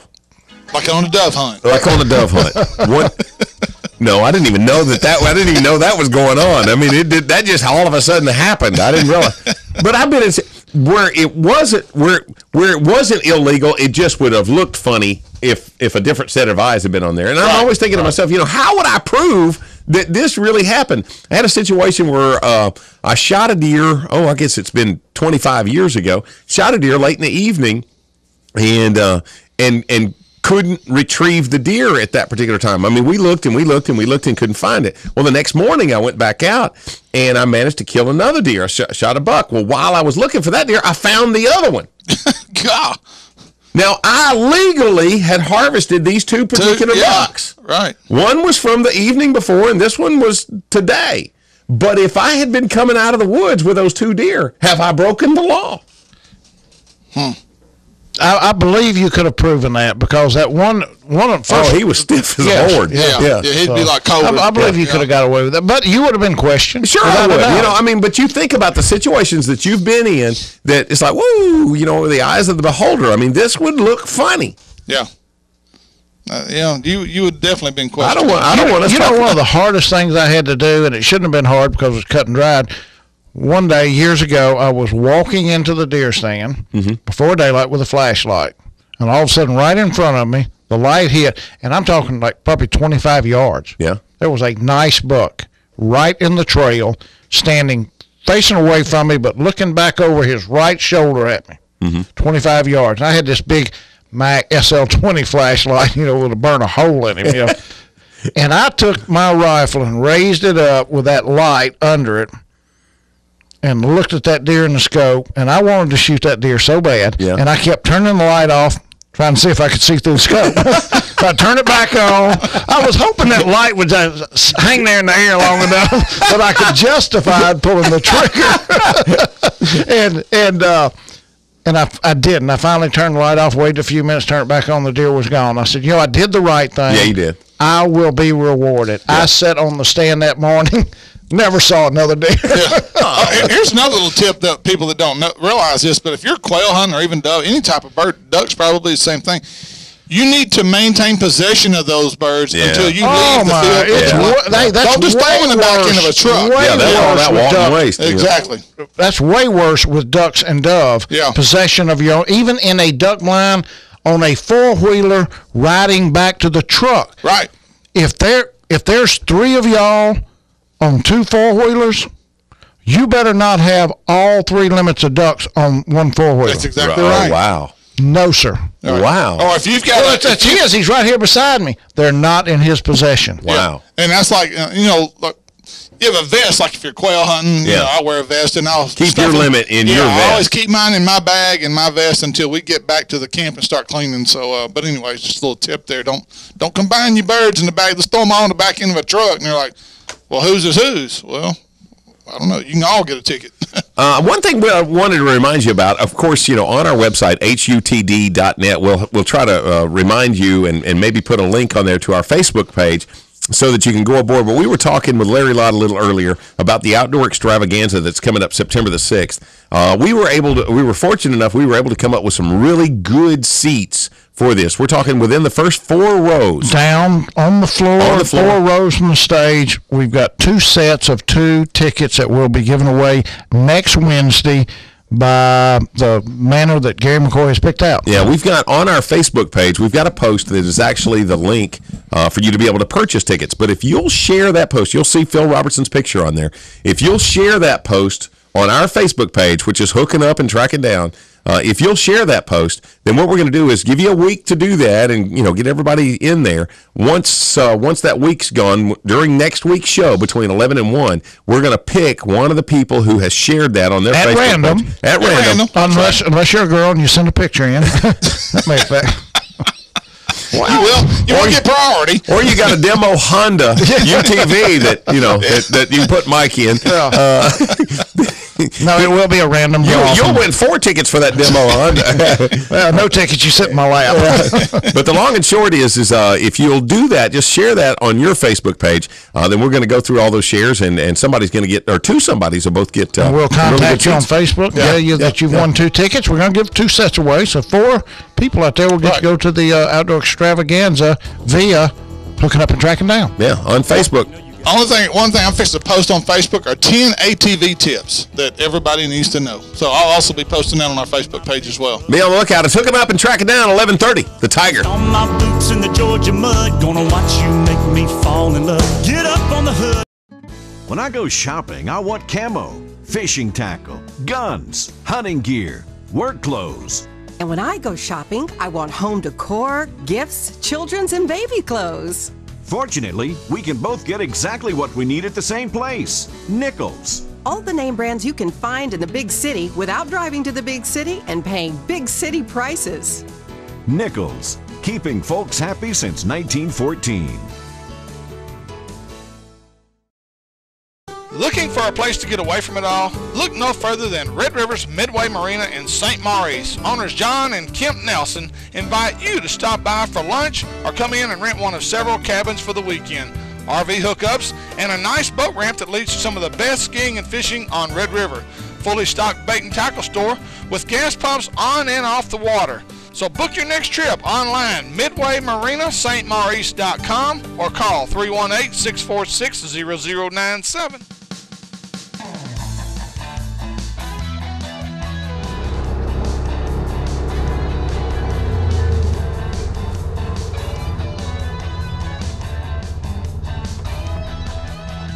Hello everybody, Ranger Pro Staffer Steve Graff with the Hooking Up and Tracking Down show. Folks, there's nothing I love more than my Rhino. I've had 3-wheelers, I've had 4-wheelers, but if you want the best of the best, you need to get you a Rhino 700 from Honda Yamaha Village right here in Natchitoches. My Rhino does more than take me to and from the deer stand. It is a great utility vehicle around your house. You can use it for all kinds of stuff, including yard work. I've got it loaded down right here. But one of the best features of the Rhino, it's got a dump bed right in the back of it.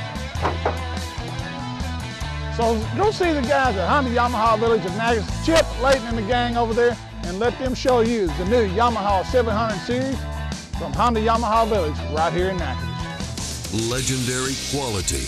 At Ranger, it's an unparalleled commitment to incredible strength. With the industry's only pull-truted transom, we don't rely on the upper deck to support the transom and motor. It's a difference so strong, we sliced off this rear deck to show its independence from the transom. From total performance to your peace of mind. Cut open the whole story at rangerstrong.com. Let's go eat at Hana's Steakhouse and Sushi Bar. They have all of our old favorites, or we could get something a little more exotic, like the Hibachi Grill, conveniently located at 814 Kaiser Avenue. Hello, I'm Troy Umbehagen. We at Natchitoches Nursing and Rehabilitation proudly support and watch TV17's local programming. You're hooking up and tracking down on 1130 The Tiger. This segment presented by the Gear Grabber Lure Hanger System, Silver Star Steakhouse, and barbecue and Bayou Outdoors Supercenter. One more time, Gary McCoy, Mike Eccles, and Steve Graff.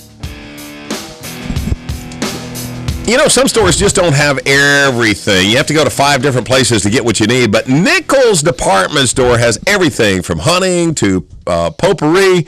I love the way you spelled potpourri. Pot puree. I looked it up. That's not how you spell potpourri. It's not. No, that's the P-O-U-P-O-U. My wife didn't proofread. Okay. Anyway, they've got everything from hunting to potpourri, work clothes to thumbtacks. It really is a one-stop shop for any and all things a man or a woman could want. Name brands like Carhartt and Remington, Winchester, Levi, and Wrangler. Hunting and fishing supplies that'll make your next trip a successful one. And with locations in Manning, Winfield, DeRidder, DeQuincy, and Leesville, you're sure to find a store near you. Nichols Department Stores, the only store you'll ever need. You know, stuff like potpourri has not been around all our lives. Yeah. And true story, some of that stuff in these little bowls that women set out, to me, look like candy. You ate potpourri? I put it in my mouth one time. It's kind of waxy, little bitty soap things. You shouldn't put that out on the coffee table when I'm coming over.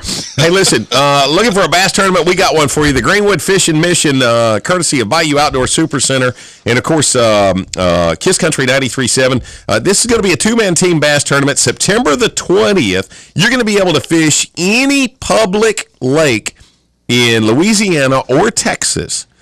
September 20th, you'll weigh in 4 o'clock at the Greenwood Town Park. And you have to quit fishing by 2 o'clock. Of course, if you fish Caddo, because there's 2 different slots on the lake, you're going to go with the slot on Texas, the 14 to 18. 14 to 18, yeah. It's up to you. You have to assign what lake you're going to go to when you register, and that's out there in Greenwood Friday evening or early Saturday morning.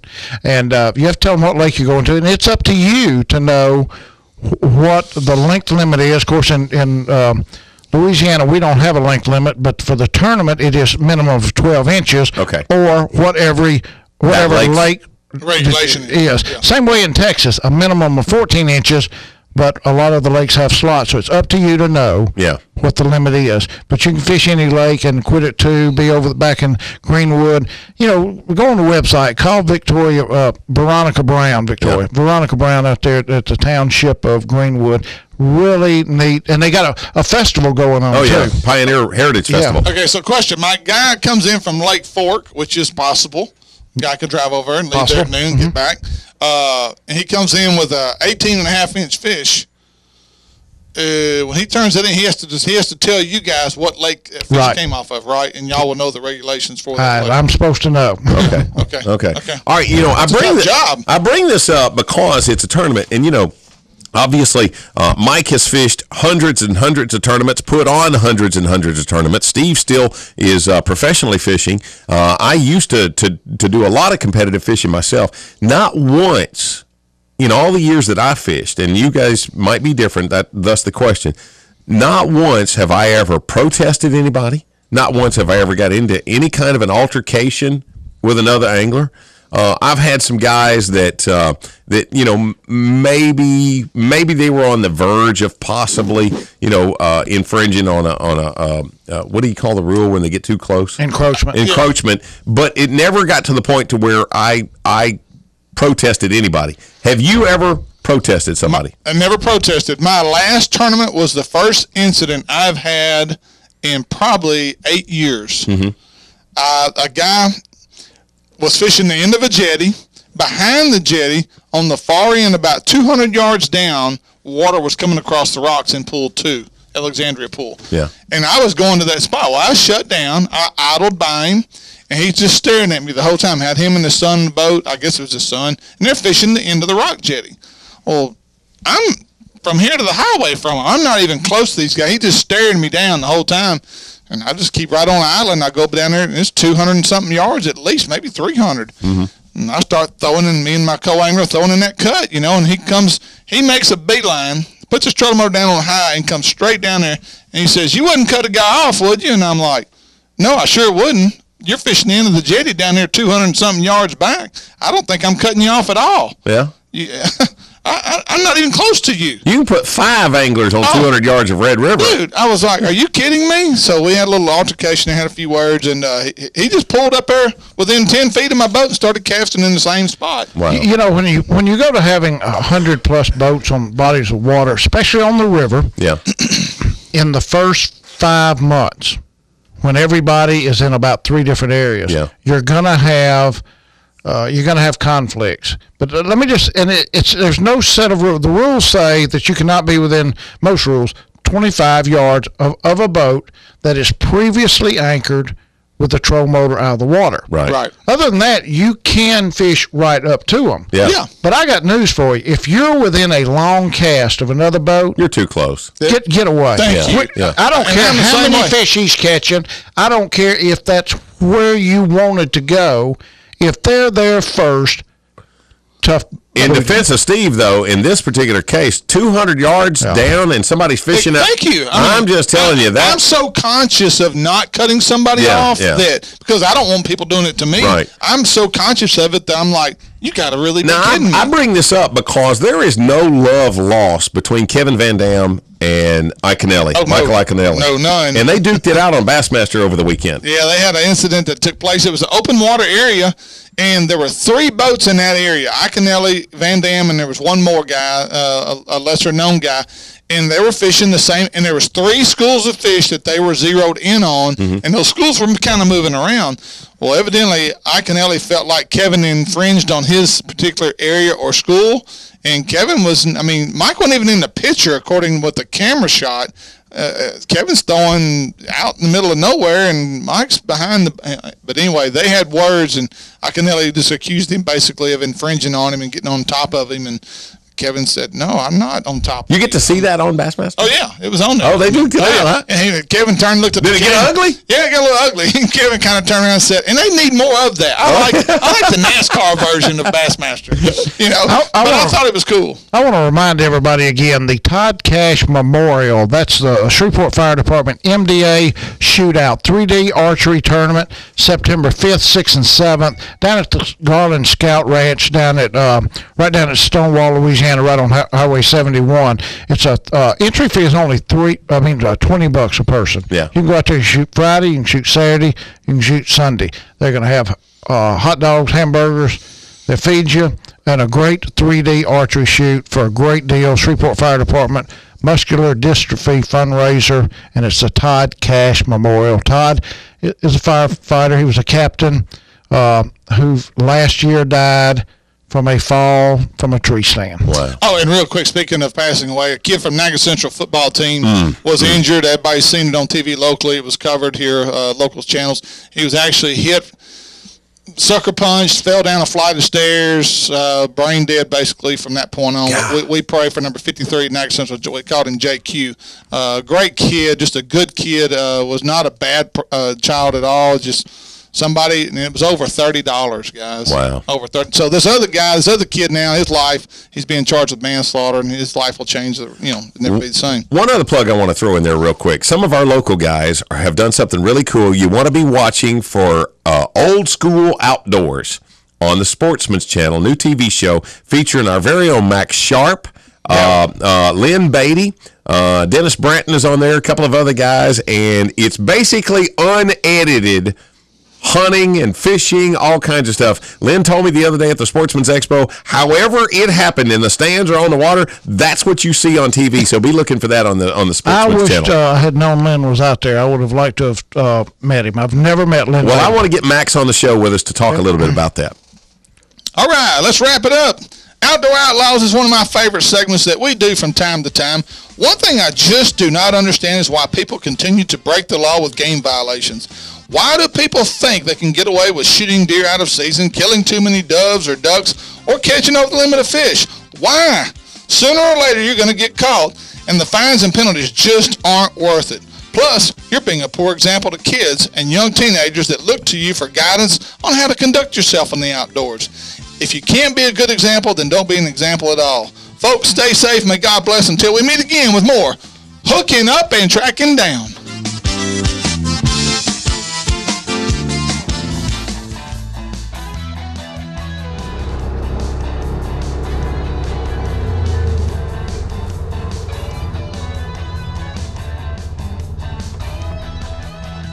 Hello everybody, Ranger Pro Staffer Steve Graff with the Hooking Up and Tracking Down Show. Folks, there's nothing I love more than my Rhino. I've had 3-wheelers, I've had 4-wheelers, but if you want the best of the best, you need to get you a Rhino 700 from Honda Yamaha Village right here in Natchitoches. My Rhino does more than take me to and from the deer stand. It is a great utility vehicle around your house. You can use it for all kinds of stuff, including yard work. I've got it loaded down right here. But one of the best features of the Rhino, it's got a dump bed right in the back of it. So go see the guys at Honda Yamaha Village of Natchitoches, Chip, Layton, and the gang over there, and let them show you the new Yamaha 700 series from Honda Yamaha Village right here in Natchitoches. We love it. It's so much fun. It's exciting. Esto es vida. Why do I have to wear a life jacket? We wear it to be safe. I've got mine on. We're teaching our kids about safe boating. Cogí un pescado así de grande. We all love this life. Wear it and love the life. This message brought to you by the National Safe Boating Council.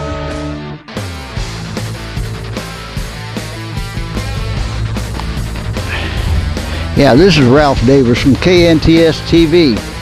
I've been challenged for the ALS Ice Bucket Challenge. I'm getting ready to do it right now. And in the meantime, I got to challenge a few of my friends. I want to challenge Greg Burke, Doug Ireland, and the complete NSU Athletic Department staff, particularly the NSU Demon football team, coaches included. Y'all have a good time, guys. I'm willing to videotape it for you if you need it. I also want to ask a good buddy of mine, Paul Cook from KQKI Radio in Morgan City, to get him and his whole staff to take the challenge. And finally, and not least, the HUTD, Hooking Up and Tracking Down, three amigos, Steve Graff, Gary McCoy, and Mike Eccles. Get wet, have fun, guys. Here we go. Let's do this.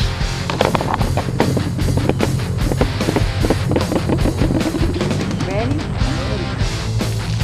Hold it, I'm ready.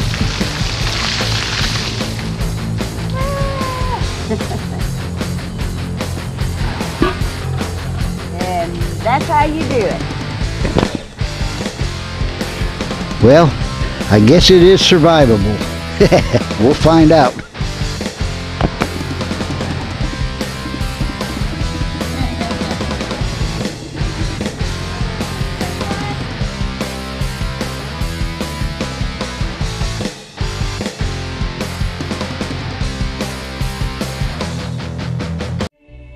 I am for the child who has been abused, the child who is afraid to go home, who thinks it's her fault, who is forced to keep a secret or else.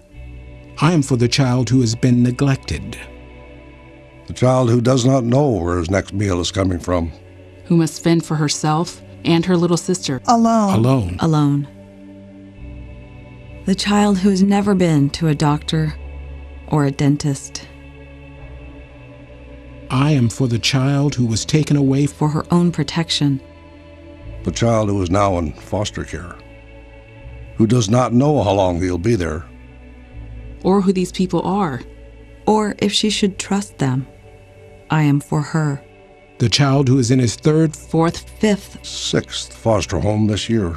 The child who has attended 4 schools in 2 years. Who sits in back of yet another class surrounded by strangers. Believing in his heart that no one cares. I am for her. The child who has never been told that he is loved. That she is smart, beautiful, talented, worthy. That she is strong, courageous. That she is somebody. I am for her. The child who one day will turn 18 and will be surrendered to the world. I am for that child. So I am there for that child. To listen to her. To speak for her. To champion without compromise for what's in his best interest. Because if I am there for her, I know she will be half as likely to languish in foster care and that much more likely to find a safe, permanent home. She is the child I am for. He is the child I am for. They are the children I am for. She is the child I am for.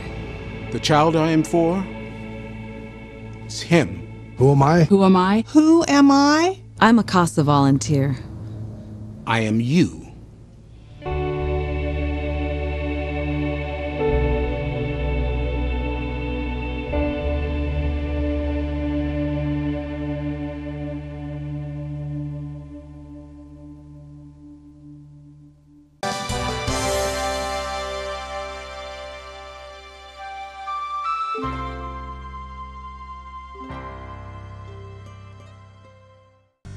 You're watching KNTS Digital 19 in Natchitoches, Louisiana.